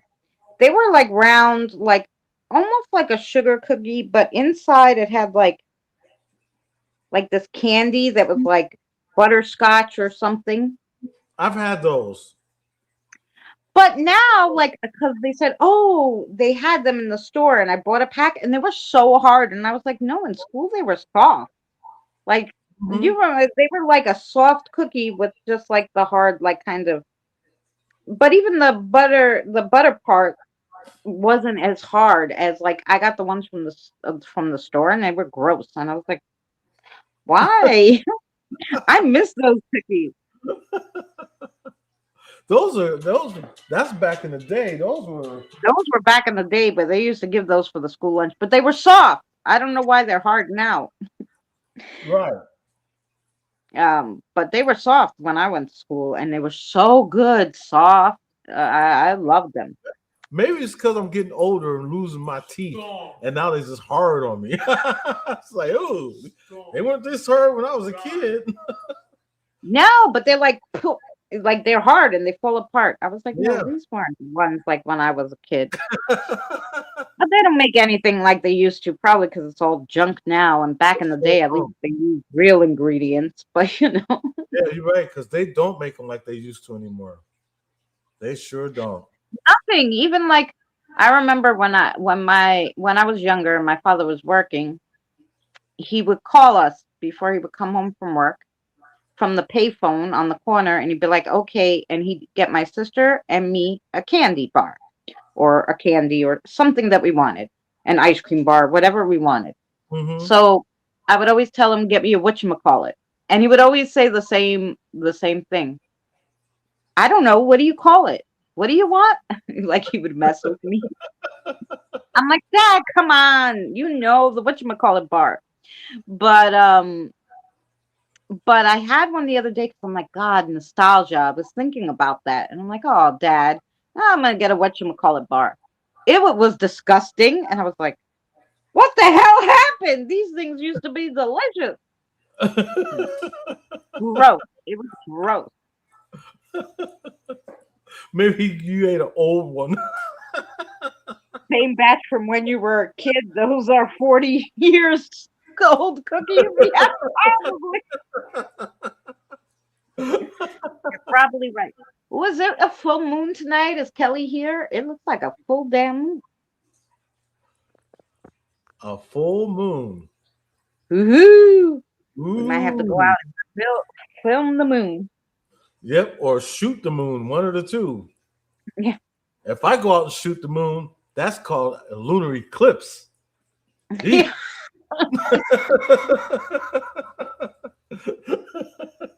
Like he don't want to see that kind of moon.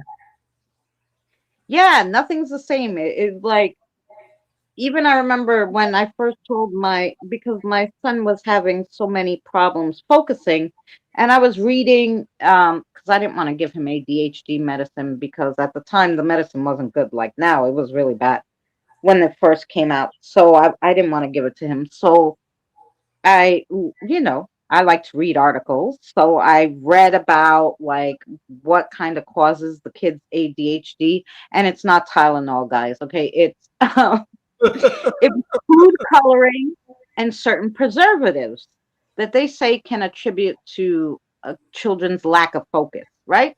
Right. So I changed all his eating habits. I started giving him everything organic, no food coloring, no preservatives. His father was like, oh, I'm not buying him, because I told him I'm not going to let our son come to see you unless you give him organic food. Now, if you want, I'll give you food to give him, but you cannot give him anything else. You can't give him candy. I was like, really? And he's like, oh, I ate that stuff when I was younger, and I'm fine. I told him, yeah. So I told him, even though he's not fine, I told him, really? I said, so why don't you find a Chef Boyardee can from 1980 and look at the ingredients? I want you to go online and look at the ingredients from 1980 till now, and you tell me if it's the same freaking thing that you were eating when you were a kid. It sure isn't. Because he called me a half hour later. He didn't even text me back. He called me and he's like, okay, I agree with you. I said, yeah, because he's doing really good in school. And after a month, the teacher said, I noticed an 80%. So he went up, at least he had like a 40% like focusing. He jumped to 80 in a month. That he could focus better just by changing the diet. Because they were asking me, did you put him on something? I go, nope. Changed his diet. And it was better, I'm fine, self-medicated. Hey, I was looking at that too, self-medicated, because she also put down that she used to get the 100 grand and the Mary Jane bar. Now, here's the thing on the Mary Jane candies.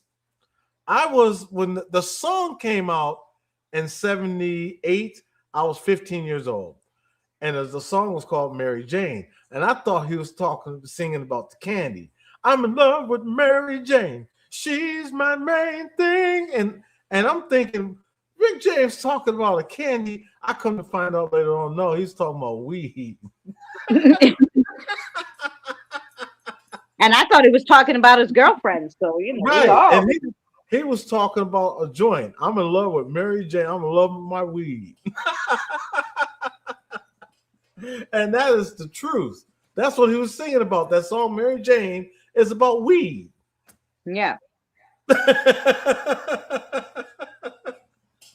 I was 16, I was 15 years old in 78. And when that song came out, I thought he was talking about the candy. Yeah. I'm like, who would sing about candy? In 1978, I was 2 years old. Gee. I was 2 years old. Yeah. And think of this. In 78, Jen wasn't even a thought process yet. Yeah. Because she wasn't born until a year later. No, she was born in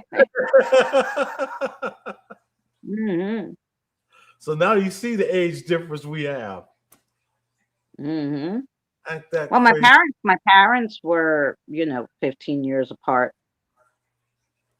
Really? Yeah, my mother was, they got married. She was 20 and he was 35. And then, she got pregnant with me on the honeymoon. She had me at 21. New Hampshire And, girls 83? Yep. New Hampshire girls 83? 83. My sister was 82. So you're young. Oh no, I I was say saying that's how old now she we're was. all damn old. I was saying she's 83. Not born 83. I'm playing. No, she was born. I'm was playing. born. I know you mean you was born in 83. My oldest son was born a year later in 84. Candy Tina. I love some Mary Jane, not the candy. You know what? I've never tried it. I take that back. I tried it once and didn't like it. Mm-hmm. I never smoked another joint after that. And I was like, I want to say maybe 15 when I tried it for my first time and only time. And I didn't like it because I didn't like how it made me feel. Yeah. Now, funny, I never ever smoked it. I was in a room with somebody who was smoking it, and it gave me a headache. And I was like, no, I don't like this. If it gives me a headache when I don't like having headaches. I really hate headaches. So, I was like, no, I'm not doing that. And later on, when it finally became legal here in New York, my friend Benny sent me some gummies, and I had a half of a little gummy she sent me, and I had a freaking headache. I'm like, no. And I realized it was the TLC, I guess. So I do have CBD vitamin gummy, but I can't have the THC. Is that what they call it? Because that shit gives me a headache, and I don't like that. Yeah, because Tina said I don't usually smoke it. I take edibles. It helps me with my chronic pain. I'm gonna have to take something eventually because I'm starting to get chronic pain myself now. I have the CBD, like vitamins and fruit roll-ups and gummies without the THC, and I still have the chronic pain, so I don't know. I don't know. Maybe I need to go see a neighborhood pharmacist and not CVS. Yeah, well, that's what it is. You probably need to get the medical stuff, but yeah, unless Medicaid's paying for it, then She said, "Yeah, I'm just sticking with the anti-inflammatories right now." Krista said, "I don't like feeling tired and hungry when I do it. I don't either. I don't blame you. Does people tell me that when they smoke weed, they get hungry? They get the munchies, yeah. Yeah. The first time I tried it, I didn't get the munchies. I just got a headache. Yeah. Well, and see, everybody's different. I got the headache too from just being in the room with it, and I'm like, no, I don't like this. I don't get a headache from doing this. So some people the THC just doesn't agree with, but try the CBD. It might work for you. But my pain, like I have the arthritis up and down my back. I have the bulging disc, the protruding disc, and it doesn't seem to help with that. The anti-inflammatories will help a little, but Yeah, The arthritis really just sucks. It just sucks. yeah. Jen, she has a lot of pain too. Plus, Jen has fibromyalgia. Yeah. So she's always going through the blues, and every time she tells me she's in pain, I just say, "Well, I can go get the papers started." It's a joke, you know. When when she gets a headache, I say, "Well, I'll go get the papers started, and your headache will be gone." Yeah. I do it all the time to her. I smoke it Oh. plenty, but eating it always hits me too hard. Oh, so see, and some people they can like with me, like I said, I never smoked it, but first of all, because I don't believe in doing illegal stuff, and it was illegal in New York. So the other people who were smoking it around me, it gave me such a headache that I had to leave their Mhm. house because we were in their living room, and it was just too much. And I was like, nope, bye. Um, and after that, I wouldn't go in the same room with it. I was at a Metallica concert in Jones Beach Theater outside, Mhm. and somebody 2 rows ahead of me was smoking, and I got that head rush. I had to leave my seat because I was getting a headache, and I was like, no. So I don't know. Like I said, I guess it's the THC because the CBD doesn't bother me, but it also doesn't help me as much as people say it does. I don't know if they have where you can smoke it without the THC, if it would help, but the vitamins don't, but it might not have that much in it. Like, Right. the CBD, I don't know how much you need for it to help you. Somebody else said the CBD oil will probably be better than the chewables, so I might look into that and see if that helps. My stepson years ago gave me a tiny piece of a gummy worm at like 9 p.m. The whole next day, I was still tasting it. That's a hell of a gummy bear. Yeah. Now, was it a good taste or was it a bad taste? Yeah. Because if it's a bad taste, no, they say leave a bad taste in your mouth. You want to stay away from those. Yeah. It's like, ooh. You okay, buddy? You all right? Okay. Nope, it wasn't a good taste. Mm-mm. It wasn't a good taste. See? Ugh. I feel Not at all. I feel bad for you. Mm-mm. Uh-oh, going to make a potty break. I was I gonna was say, gonna grab a little soda here, so I okay. can I was say, gonna I'll take you with me. say, take us to the bathroom. No, now that would be weird if I took you to the bath. Danny, like first. my boyfriend, we don't even take each other to the bathroom. He always says that's not a spectator sport. I'm not coming with you to the bathroom. Mine's come in capsules, so I don't have to taste it. Okay, but let me ask you something. Because see, if you take capsules, okay, then that means it's time released. Whereas if you empty it out the capsule and then you take it, it actually works faster. Just saying. Just like Tylenol. When I used to take a Tylenol, the capsules. Love you too. When I used to take the Tylenol capsules, instead of taking the whole capsule, I emptied the capsule out and put it on a spoon or put it like on like pudding or something like that, and then take it. It actually works faster because it's time released. When you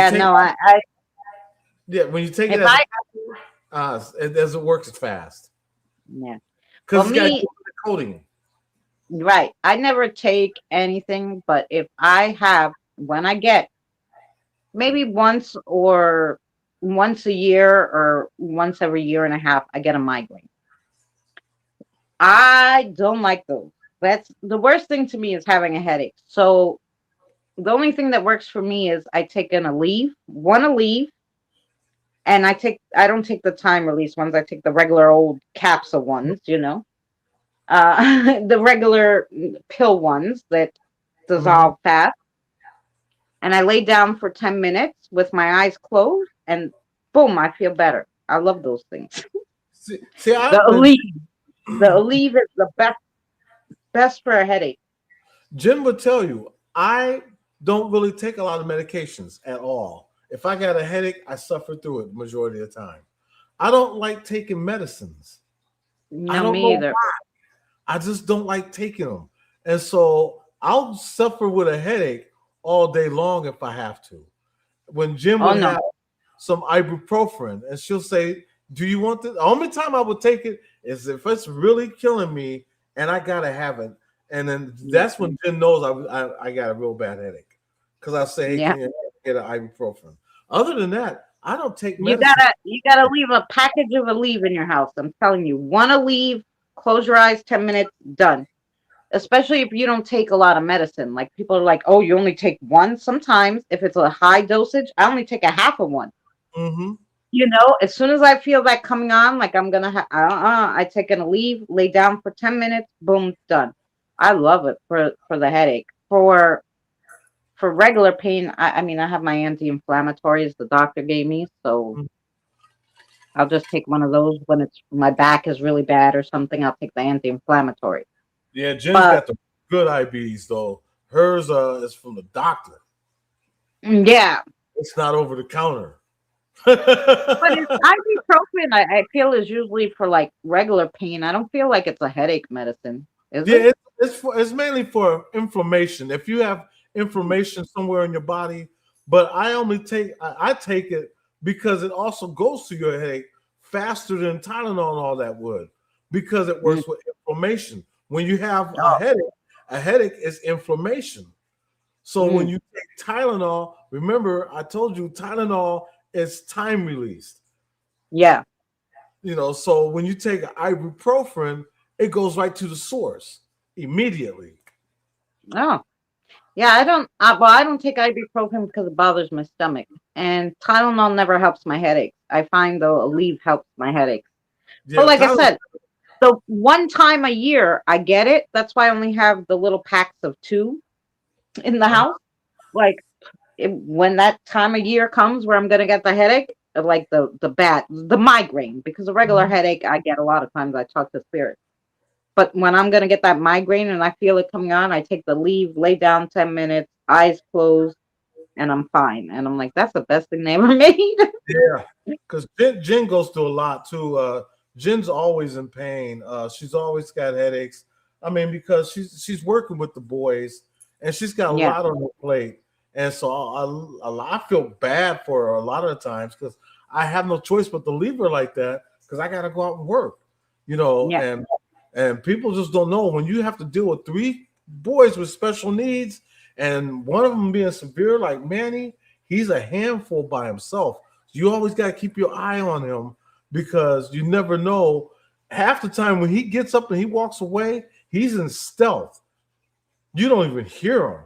He'll walk up on you. You won't even know it until he taps you on your shoulder. Yeah. That's how quiet he is for a big guy over 300, almost 330 pounds. He's quiet, but he has his moments, especially every day. Yeah. He just when he gets upset, he gets upset. And he's broke Jen's ribs before. He's beat her up. And Jen still holds it down. A lot of people say, no, he's got to be put in the home. This, that, no. She stands her ground. She holds it down. Because we know what Manny is. We know what he's capable of. But we try to just change his mindset. Redirect is what we need to do. So if he's thinking negative, we got to get him more positive. And that's what she does. And then it usually works. And he's back to being positive. I wouldn't trade these kids though for nothing in the world because of them. I always wondered if we didn't have them, what would my life be like? I'm quite sure I would have been out there getting in trouble or hanging out in bars because I'm a recovering alcoholic, or so I would be hanging out in bars, getting drunk all the time. Yeah. So I think God put these kids on us for a reason, to help redirect our own lives, so that we have to watch over them so they don't make the mistakes that we once made. And Yeah. that's how I look at it when it comes to the boys. She's on a whole new thing on her own, and she can hold it down herself. But the boys, they're always going to be with us. We're not going to be no grandparents from them. They're never going to get married. They're never going to live on their own. They're always going to be with us. And so we just accept it. Didn't mean to pour all that out and make everybody sound wasabi or anything, but No, that is, no, it's true, because I always said too, I had my daughter young, right? Got pregnant at 21, had her at 22. Her father was abusive, had to let him get out of the picture. So when she was 6 months old, he left. I never heard from him again. I heard from him by letter, but I told him to go screw himself. But so after that, I was by myself with her. But I said, man, if I didn't have her, I would have been all over the place. I would have probably had an STD, because I would have just been partying all over, not giving two craps what the heck is going on, right. Instead, I changed the job I was doing, right? Because I needed medical insurance for the kid and like all this stuff. So yeah, it changed your whole trajectory. And that's what they do, kids, Yeah, they do. They can change your life if you let them. Yeah. And I mean, there's nothing wrong with my daughter, but she had her hard times when she hit 10. And, unfortunately, no matter where you live, you kids could get into some bad stuff, weed and this and that. So, you always have to be on your toes with these kids. Like, she didn't have problems your kids did. She had her own problems. She became an alcoholic at 15. Like, she was driving me crazy, let me tell you. She almost put me in the grave from the other problem. And it was upsetting, because she was smart. And so what the hell is wrong with you? And it took years of fighting with her and finally telling her, no, get out, I'm done. And for her to meet somebody and have a kid, to realize, oh shit, I was doing all this stupid stuff for no, and she stopped all of it when she got pregnant. So she never wanted kids, but God gave her one, because he knew she's got to stop this shit. So right. And by her having one, it slowed her down. She stopped everything. Yeah. See, and now, but for a lot of people, it doesn't work that way. I don't know why. Maybe they wasn't wired right. Yeah. And I'm not knocking, especially not knocking single moms, because they got a lot on their plate as it is. Yeah. But a lot of them need to remember that you are feeding not just yourself. So the next time a single mom talks about going out clubbing, just remember, everything that you learn, your kids are going to learn from you. So when they see you going out clubbing all the time, when they get a certain age, they're going to talk about nothing but clubbing, because that's all their mom did. Yeah. And it'll be too late for mom to say, hey, don't go out, do this, that, and other, because you didn't make that impression when they were a baby. Right. Because I remember my mother said to me one time, now I was already older, but she always told us, oh my God, don't do drugs, it's bad, blah, blah, blah, blah, blah. And then when I hit like 19 or something, I remember she asked me, like, do you know a place where I could get weed? And I almost had a damn heart attack. And I said, no, are you testing me? I don't do that shit. Like, I really thought she was testing me. She's like, no, I want some. And I was with my son's father at the time, and he looked at my mother and goes, she don't do that shit. And my mother's like, really? And I'm like, what the hell is going on? And she's like, no. do as I say, not as I do. I said, no, first of all, that shit doesn't work, but I wouldn't smoke anyway. I don't like it, right? Because Right. I was second handing it and I got sick, so I'm not gonna ever smoke it. But yeah, so my boyfriend got it for her, whatever. But you know, she yeah, but you can't do that. Like if you can't tell somebody do as I say, not as I do, because you're the example. Right. You're setting the example. So if you can't uh practice what you preach, why should I, you know? Right. Right. You know, because Jen, she had Cody, I believe she was 14. She was 14 years old. So her life was done. And her mom made sure that she took care of Cody. So there was no such thing as going out hitting the clubs, none of that stuff. At 14, she had to learn to be a mom. Yeah. She had to learn. And then she had Des when she was, I want to say 17, 16 and a half, maybe. And then I met Jen when she was 17. But we got married, we waited until she was 18 when I found out that she was, younger than what I thought she was.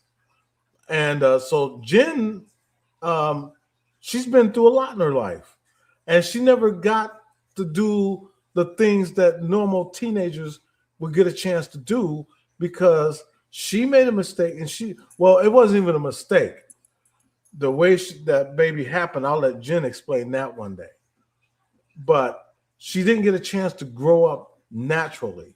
Instead, Right. she had to grow up maternally, to Yeah. where she had to bring up kids. A kid bringing up kids, Yeah. And so Jen is a perfect example when it comes to learning, because Jen is a great mom. If I was even, and I hope that it never happens, but even if I was to ever get divorced from Jen, I would always say that she's a great mom. I would never take that away from her because of all the crap that she's been through in her life, but she never turned away on her kids. And she never put her kids in that kind of light. She wanted her kids to look away from that. And she's always been like that. And she's still like that today. That's why we don't invite no drama.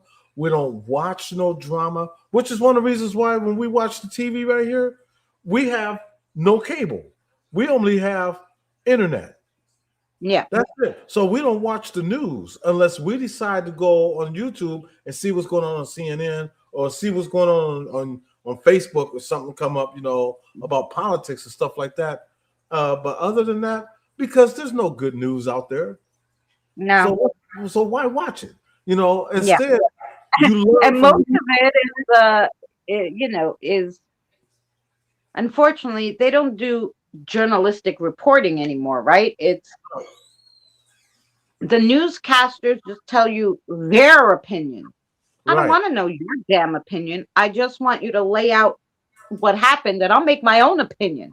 I don't need you to think for me. So I don't like that about the news. The news really changed. When I was younger, they would report. There was a street fire on this block and it happened because the person left the e-bike in the hallway charging. Okay. Mm-hmm. You make your own decision whether you want to buy an e-bike because it's going to burn down your house or you don't, right? The battery's obviously bad. There's all these fires with that. So don't tell me, well, this is because of this or that. I don't know. You're making an assumption. If you don't know, you just lay out the facts and then let the audience decide. Back like it was in the day. It's not like that anymore. It's not investigation journalism where they just tell you, lay it out for you, the story, do actual work to figure out what the story is. No. They take gossip off of Twitter and put it on the news and you're like, the hell is this? If I wanted to get my news from Twitter, I'd go there and go there. I don't go there because that's all bullshit, whatever. So it's not like it used to. I would tell people this. Do themselves a favor. Just try for 5 days. Don't watch no regular TV. Just leave it unplugged If you got to watch TV, go to YouTube for 5 days. I haven't, Watch I how haven't good your had life is. cable for about 15 years now. Yeah, see, watch how good, how more relaxed your body becomes, your mind becomes, because you're not thinking about what's going on out there. Yeah. Because it's never anything positive. So you want to be negative, or you want to be positive. In order to be positive, you got to put positive things into your life. Yeah. You know, and take out the negative. And one of the negatives is that doggone TV. There's nothing good about it. So if you take that away, okay, get you some YouTube so you can watch. You can watch stuff on YouTube. You can watch Little House on the Prairie on YouTube. You can watch all them old TV shows. I'd rather watch the old TV shows. You know. Well, they have they have those apps too. Like I have yeah, Tubi, and I have Play-Doh. Yeah, Play-Doh. Pluto, yeah, that's what it is, like Play-Doh or Pluto, and they play all the old shows. You can watch them. Yeah. They even have the Ghost Hunters there. Yeah. They have CSI, all the CSIs. They have the Munsters. I think I watched every single episode of the Munsters series on there already. They have what's the other ones? The Addams Family. I've watched all of those. Yep, and then we get Netflix, and Jen's got Disney Plus for the kids, you know. So yeah. And me, I'll come over, I'll go on YouTube, or I'll do my music. Did you watch? Did you put on for the boys, Mr. Boogedy? Like I told you. No, you know what? I'm gonna lie. I know I haven't In yet. the Disney app, you gotta remember. They do have the Mr. Disney app. They do have the Disney app, and I think Jen is watching as she's driving. So Jen, yeah, remember Mr. Boogedy. Mr. Boogedy and Mr. Boogedy too. Those were the best Disney movies I think they ever freaking made. Boogedy, Boogedy, Boogedy, Boogedy. Mr. Boogedy. Oh, yeah, I really love that one. Oh yes, they call on the street. Boogedy, Boogedy. I'm sorry, I had a Ray Stevens moment there. Yeah, I haven't had. As soon as they took off the soap operas, that's when I got rid of cable. I'm like, there's nothing good on to watch anymore. I took at the time I had what the heck did I have? What was the one before Verizon that everybody had? Are you talking about Phone Rise? No, the cable. I can't remember what it was called. Oh, cable, the movie channel?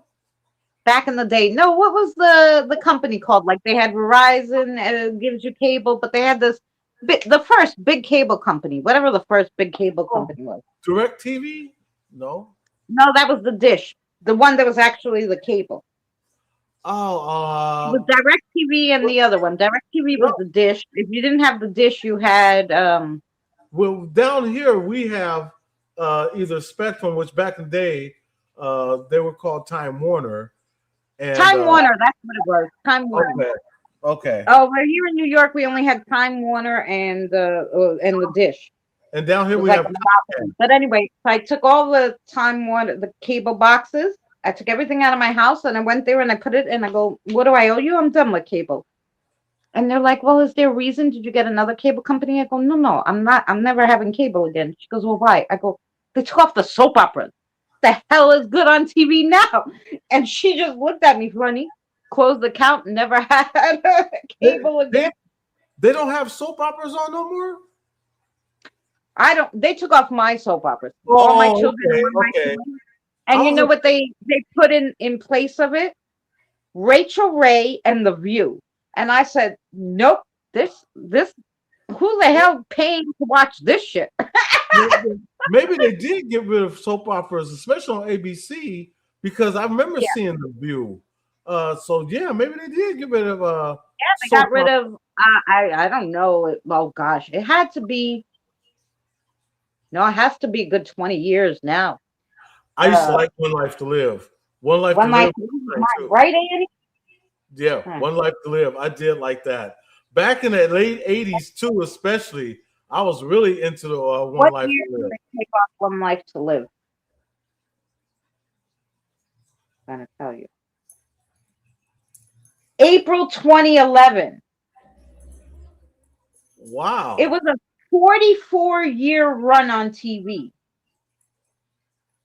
And they took it So, off. okay, the final episode, actually, they announced the cancellation April 2011, but the final episode played January 13, 2012, which Wow, was before- right.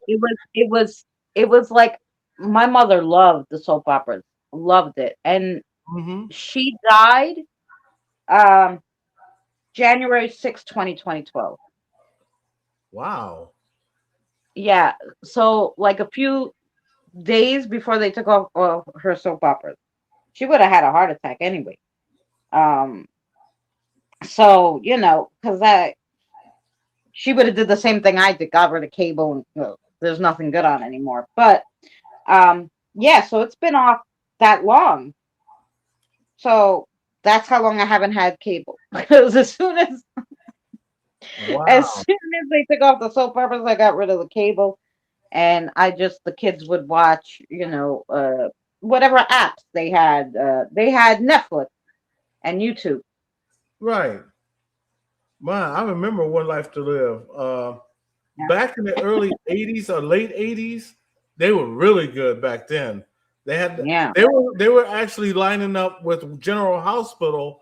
General Hospital had this thing with Luke and Laura, and One Life to Live.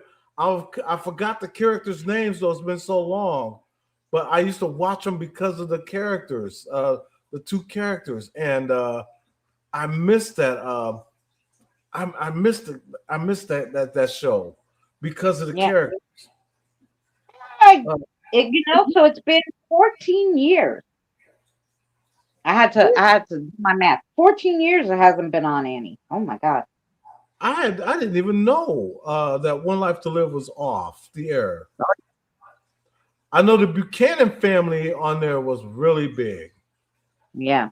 But they took off All My Children and One Life to Live right around the same time. They got rid of them. And the run was 44 years. My mother watched the whole 44 years since the time it started. So, and she had me watching it since I was born. So, I remember 4 years old sitting there watching it with her. So, wow, I did not even know that. Yeah, man. But now it's been 14 years that it's been off.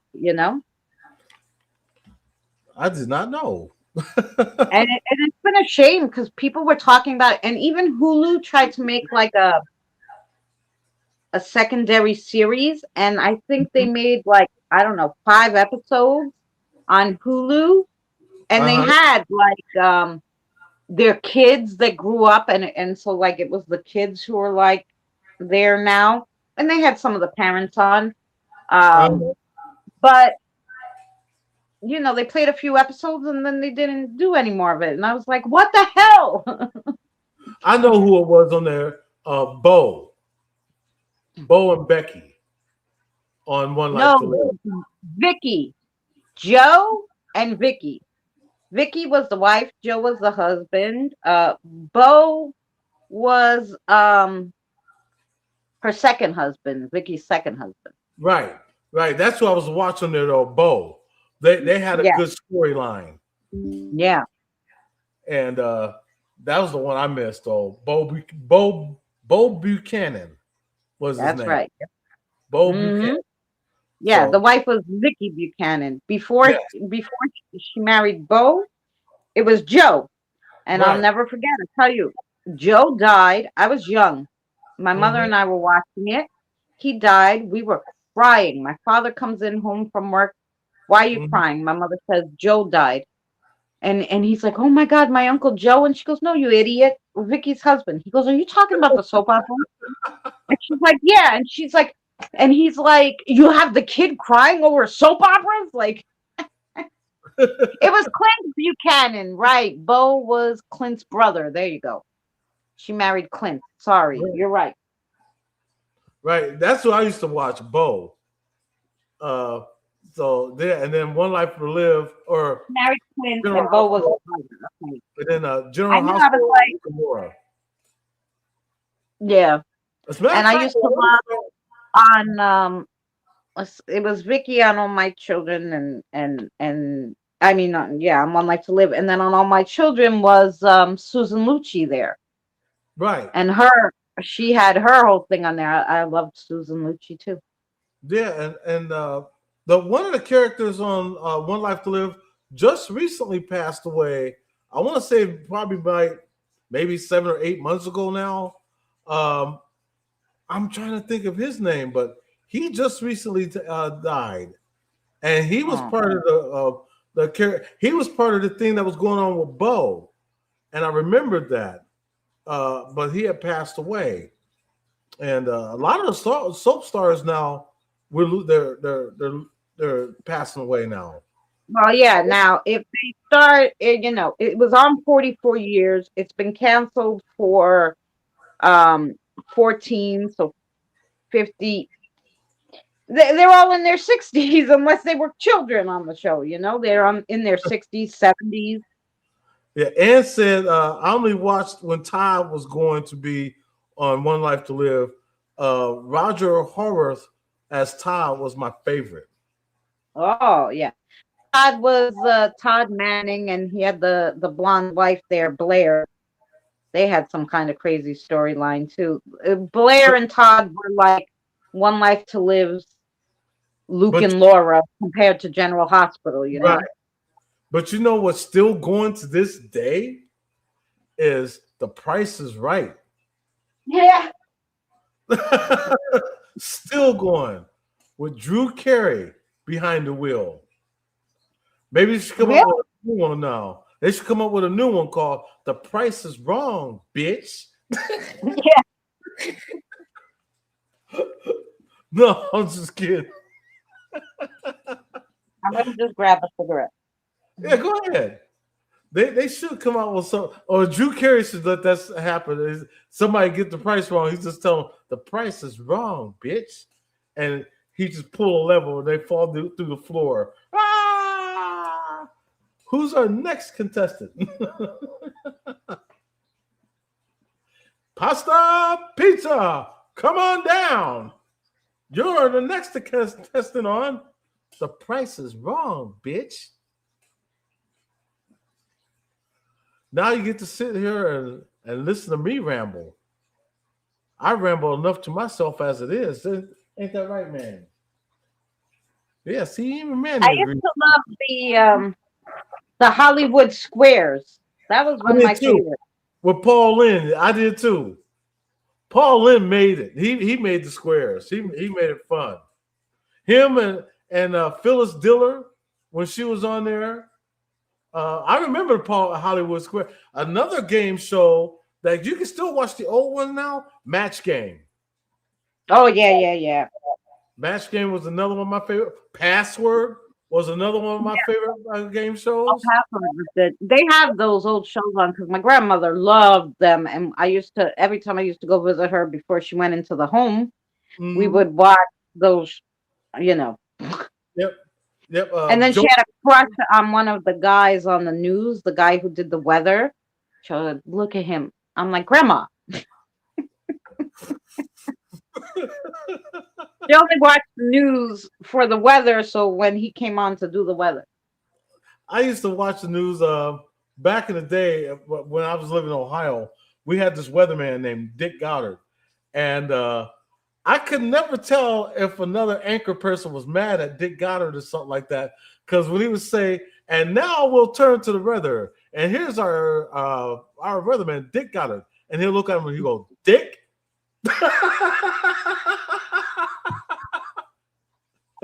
Don't say nothing else after that. I'm like, is he mad at him? Or and now here's the weather, Dick. Yeah. He's a stare at him. Oh yeah. man. Yeah, all those were good. They don't have, like I said, you can watch all the old stuff. You can even watch new stuff on YouTube. I like to watch The Voice sometimes, and Britain's Got Talent and America's Got Talent. I don't watch it on TV. Yeah. I watch it on YouTube. You know what? I like to So come up what? with. That I have to wait a few weeks for it to come out. Big deal. Then I watch it, and that's it. And I like it better because I can watch all of them at once instead of watching, waiting a week for it to come out. I just wait till the season's over and watch the whole freaking thing. Hey, Annie, Ray Combs was my favorite on Family Feud. I loved Ray Combs. He was funny. Him and Richard Dawson were my two. Oh yeah, Richard Dawson got in a lot of trouble. He was always kissing everybody. Yeah, that was his thing. He loved to kiss them, Oh, But Ray Combs, though, I mean, it's sad that he took himself out, but he was so funny. He was the original owner of the comedy club in Columbus, Ohio. And, how you doing, baby? Yeah, I came by Tamash. Oh, she came to Smash. And to Smash. I thought it was to smash the like button and say hi. Yeah, I thought she came from a city over near Israel. I came by Tamash. But it's too Smash. See, that's how blind I am. I got cataract in one eye. Because the words are so close together. Yeah. Well, she forgot the space, so that's what threw you off. I'm here from Tumash. Yeah. What the heck is Tumash? I'm over there at Israel border. Tumash and like Ray Combs and my ex had came to my town with President Bush when Bush ran against Bill Clinton. I was in 7th grade, saw Bush. You saw Bush in the 7th grade? It's a joke. It's a joke, actually. But the first week of my I'm sorry. Eddie's just cracking himself up today. I just killed me today. I saw Bush in the 7th grade. If I saw Bush in the 7th grade, I would call myself lucky. I was just saying. No, I'm just playing field 91, 92. Wow. And you was in the 7th grade in 91, 92. That would make you then, I want to say, you're around 38,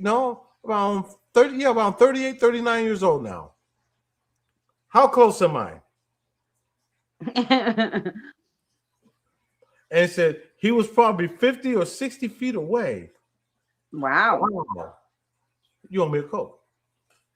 That's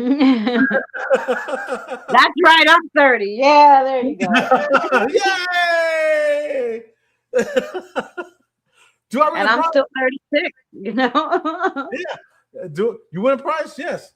Absolutely nothing. I was gonna say because I graduated junior high school in '94, so she has to be in her 40s. Right. That's why I was gonna say 38, maybe, and then 48. Yeah, that sounds about right. Yeah. Wow. 91, 92. That's when I used to have long hair and a ponytail, but my one brother had like a box top haircut. It was like in a box. Oh yeah, like Kid and Play. Yeah, like Kid and Play, box top fade. Wow, that just made me think of that. Wow, remember those styles back in the day? As a matter of fact, I have a shirt upstairs right now, hanging in a closet, that I bought in 1992. Wow. Kid you not, and I still have the shirt. I wonder if I have my high school graduation picture. That I had the hairstyle from the 80s. Oh yeah, I got a picture of me when I was with the band that I used to play with, Zap. Let me go into the pictures here and let you see this picture. Lord, my mother used to call my hair the tumor, man, because I always had it to the side like that. The tumor. She called it the tumor, the 80s tumor. Here.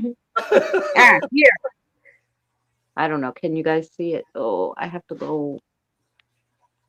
this way. God darn. There. I There. see it. There's my hairstyle from the 80s. That's me on I went to prom. Junior high school prom. Wow. That's me and my mama. Your mom was beautiful. She was beautiful. Yeah. But that's what she used to call my hair, the tumor, because it was all up there. That's kind of like teased out and all funny looking. That's kind of like Jen's hair back when she was younger. There's a picture of her hanging up here. I'm gonna show you of her and Cody. Let me get this picture down.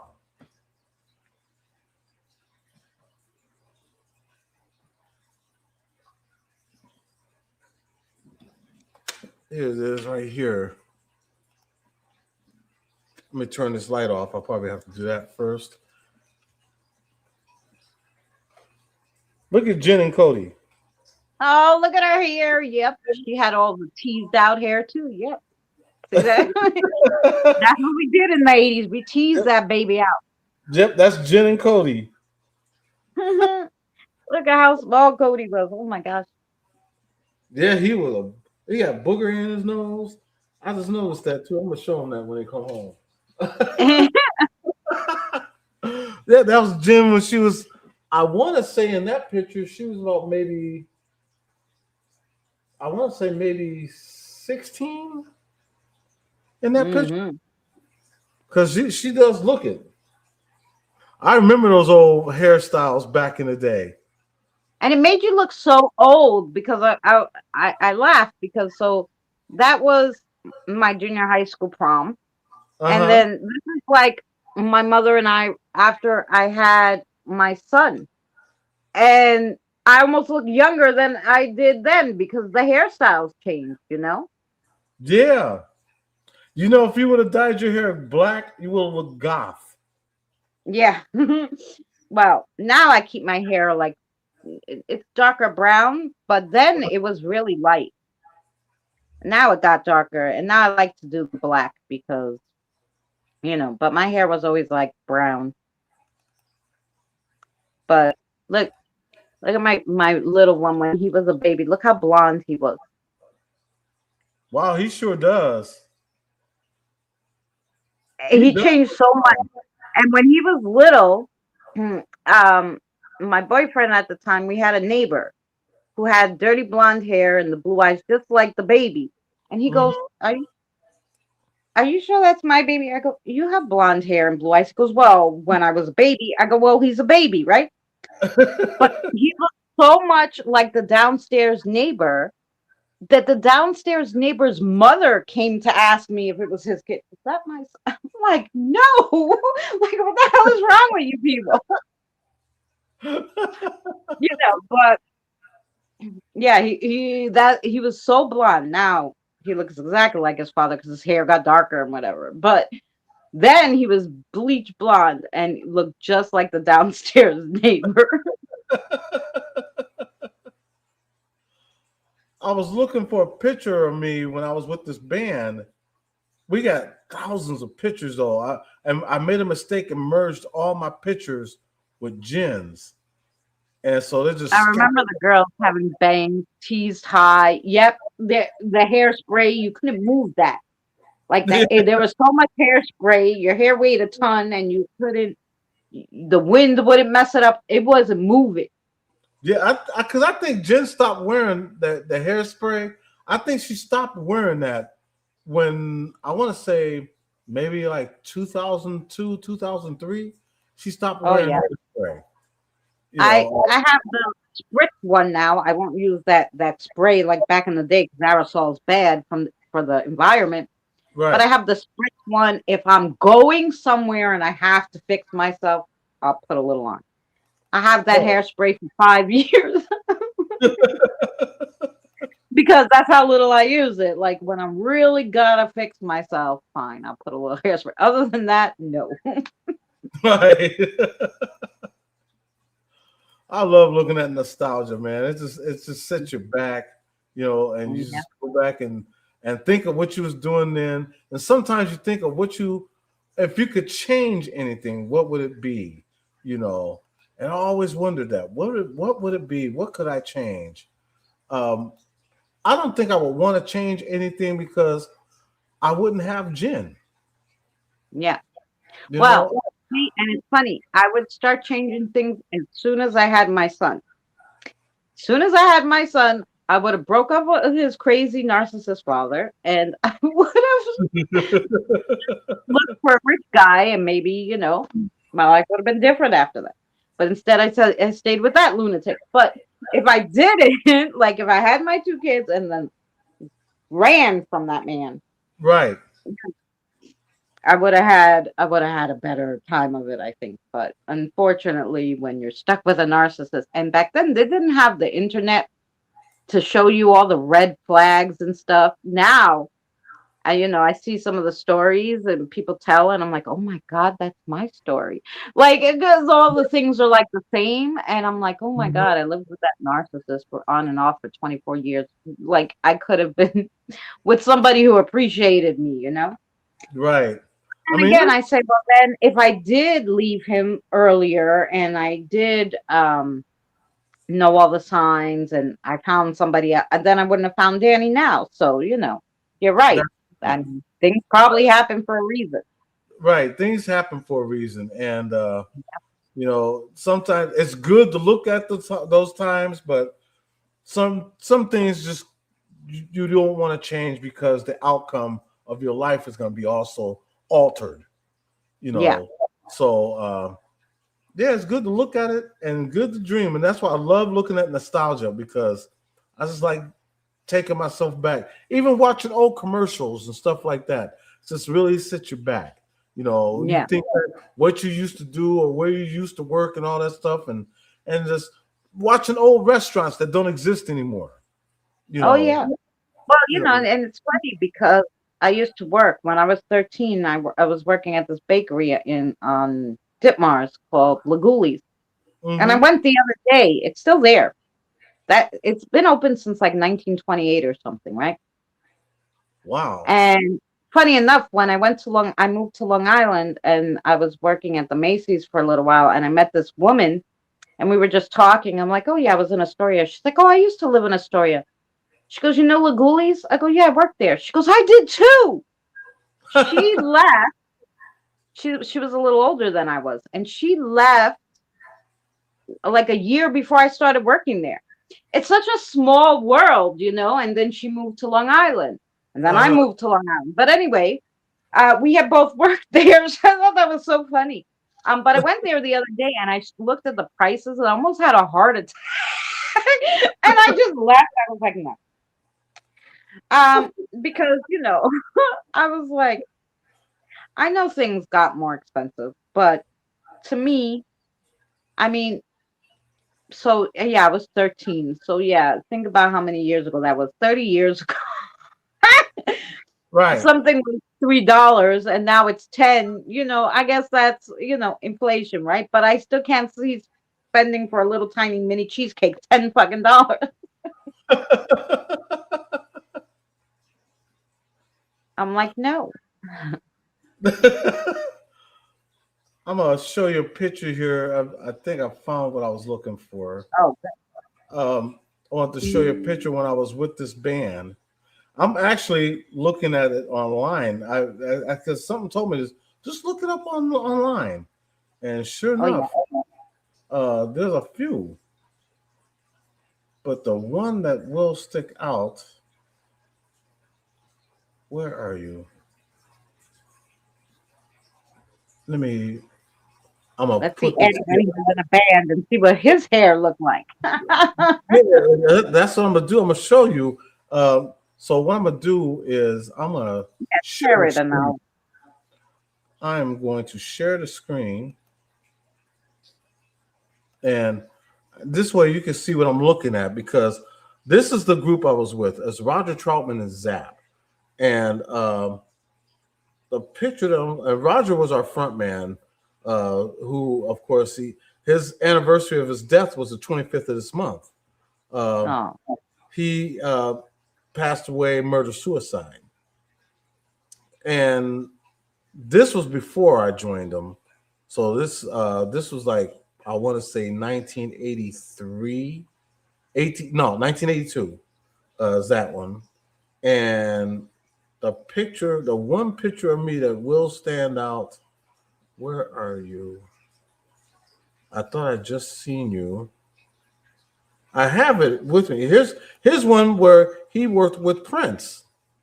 This is when Prince first started, first got into the business, and he worked with Prince. They traveled. Because they were both under Warner Brothers, and so they worked together, and they traveled together. And then Roger started picking up more steam, and so they separated them to let Roger and Zapp do their own thing, and let Prince do his own, which he and later on incorporated Morris Day and the Time.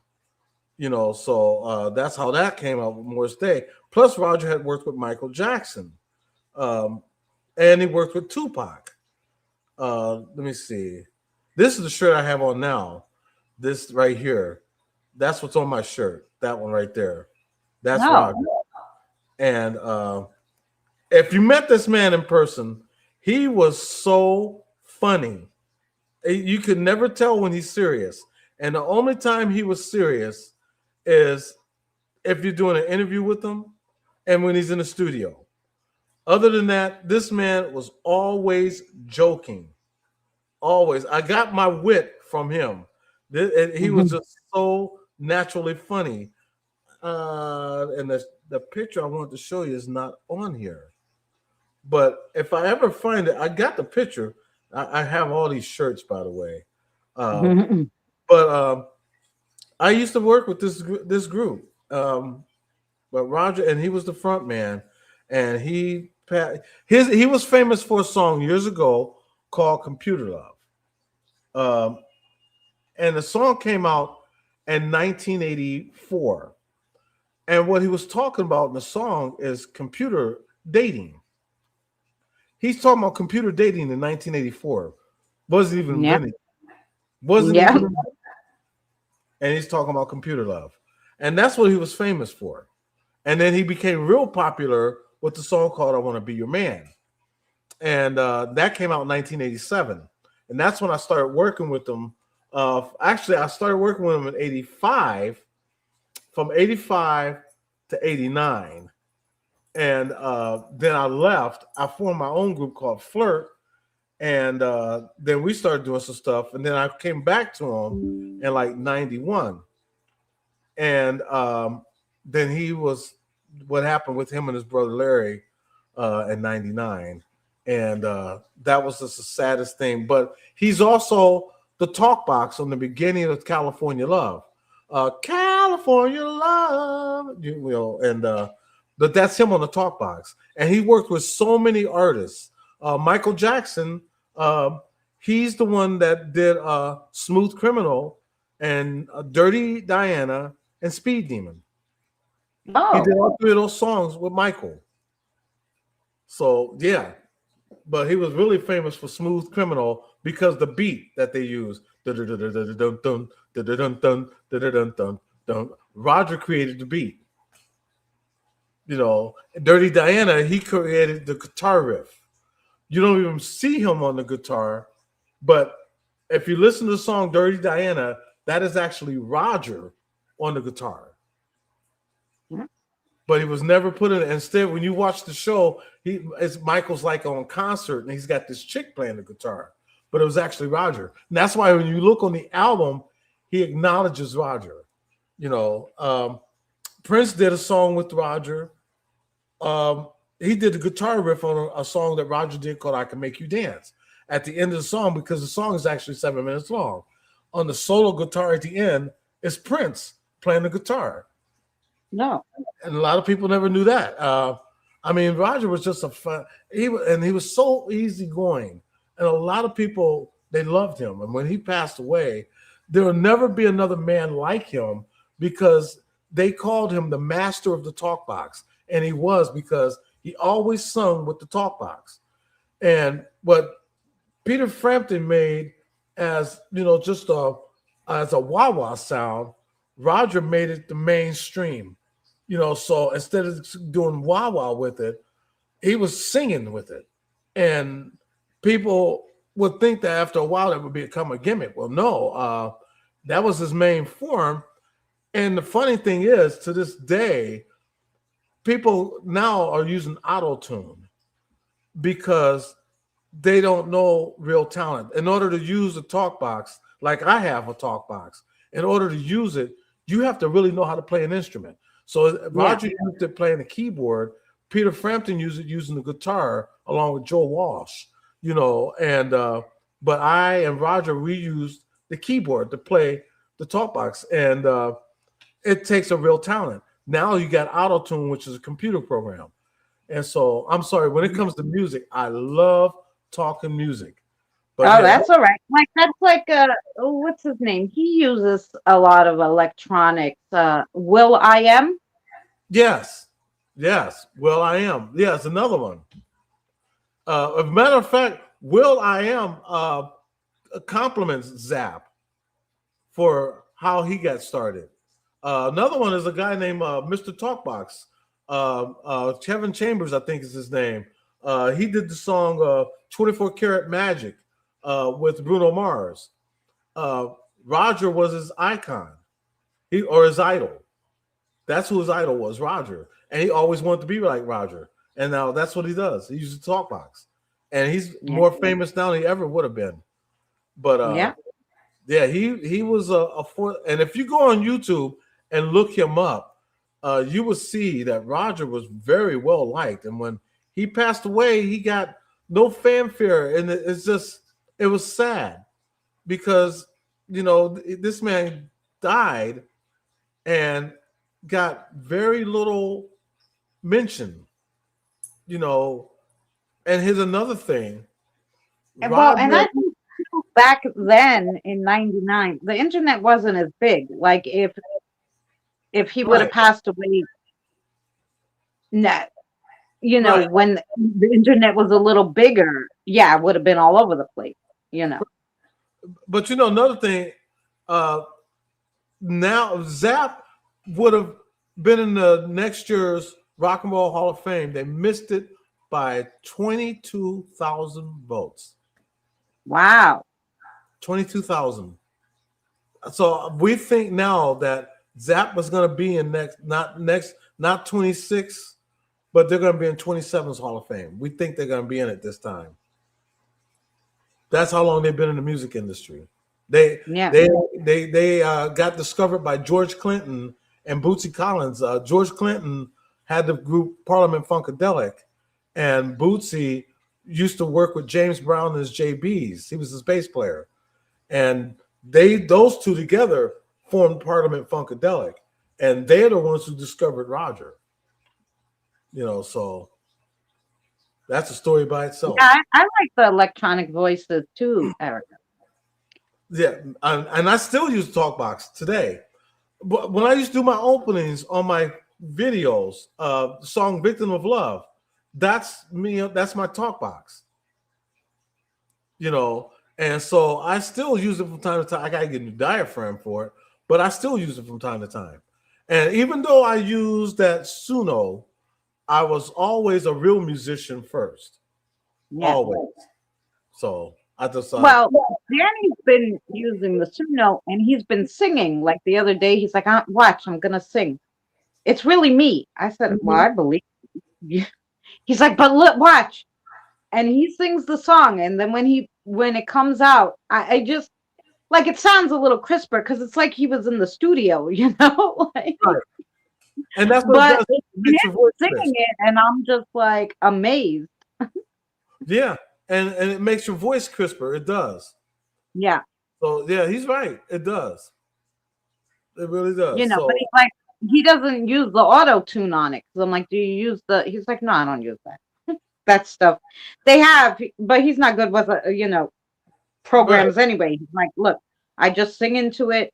And it puts the music, and that's the hell. I don't know anything else. He goes, they have the auto tune thing. He goes, but I don't use it because I don't know what it should or shouldn't sound like. He goes, I think I sound fine. I go, no, you do. Yeah, and I don't use it either. My wife, she gets mad now because I would not put my natural vocals on Sono, but I have now. I finally did. Yeah, because like I said, Danny's been doing it. He loves it. He's like, no, I want to sing my own song because I want to sing it the way I want. And it is really hard to get the AI to sing it the way you want. Like I have to give it so many prompts. It still doesn't know what the frick I'm talking about, and I get so mad. I'm like, no, I want it to sound like this. Like, Right. but it just, you know. And then sometimes the AI even gets so excited when it's singing, it forgets a whole line. It says the words wrong. I'm like, what are you doing? Right. But I can't sing, so I have to fight with the AI. But I know I want to put Danny's new.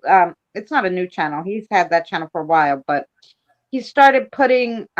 He wants to keep the strongman channel, like the strongman stuff. So he's been putting, like on the channel he would use to put like his when he was doing the grove stuff or the off grid. And so he's putting the music there. So I want to put his new channel there, like that channel, so you guys can go listen to the music. It's unbelievable.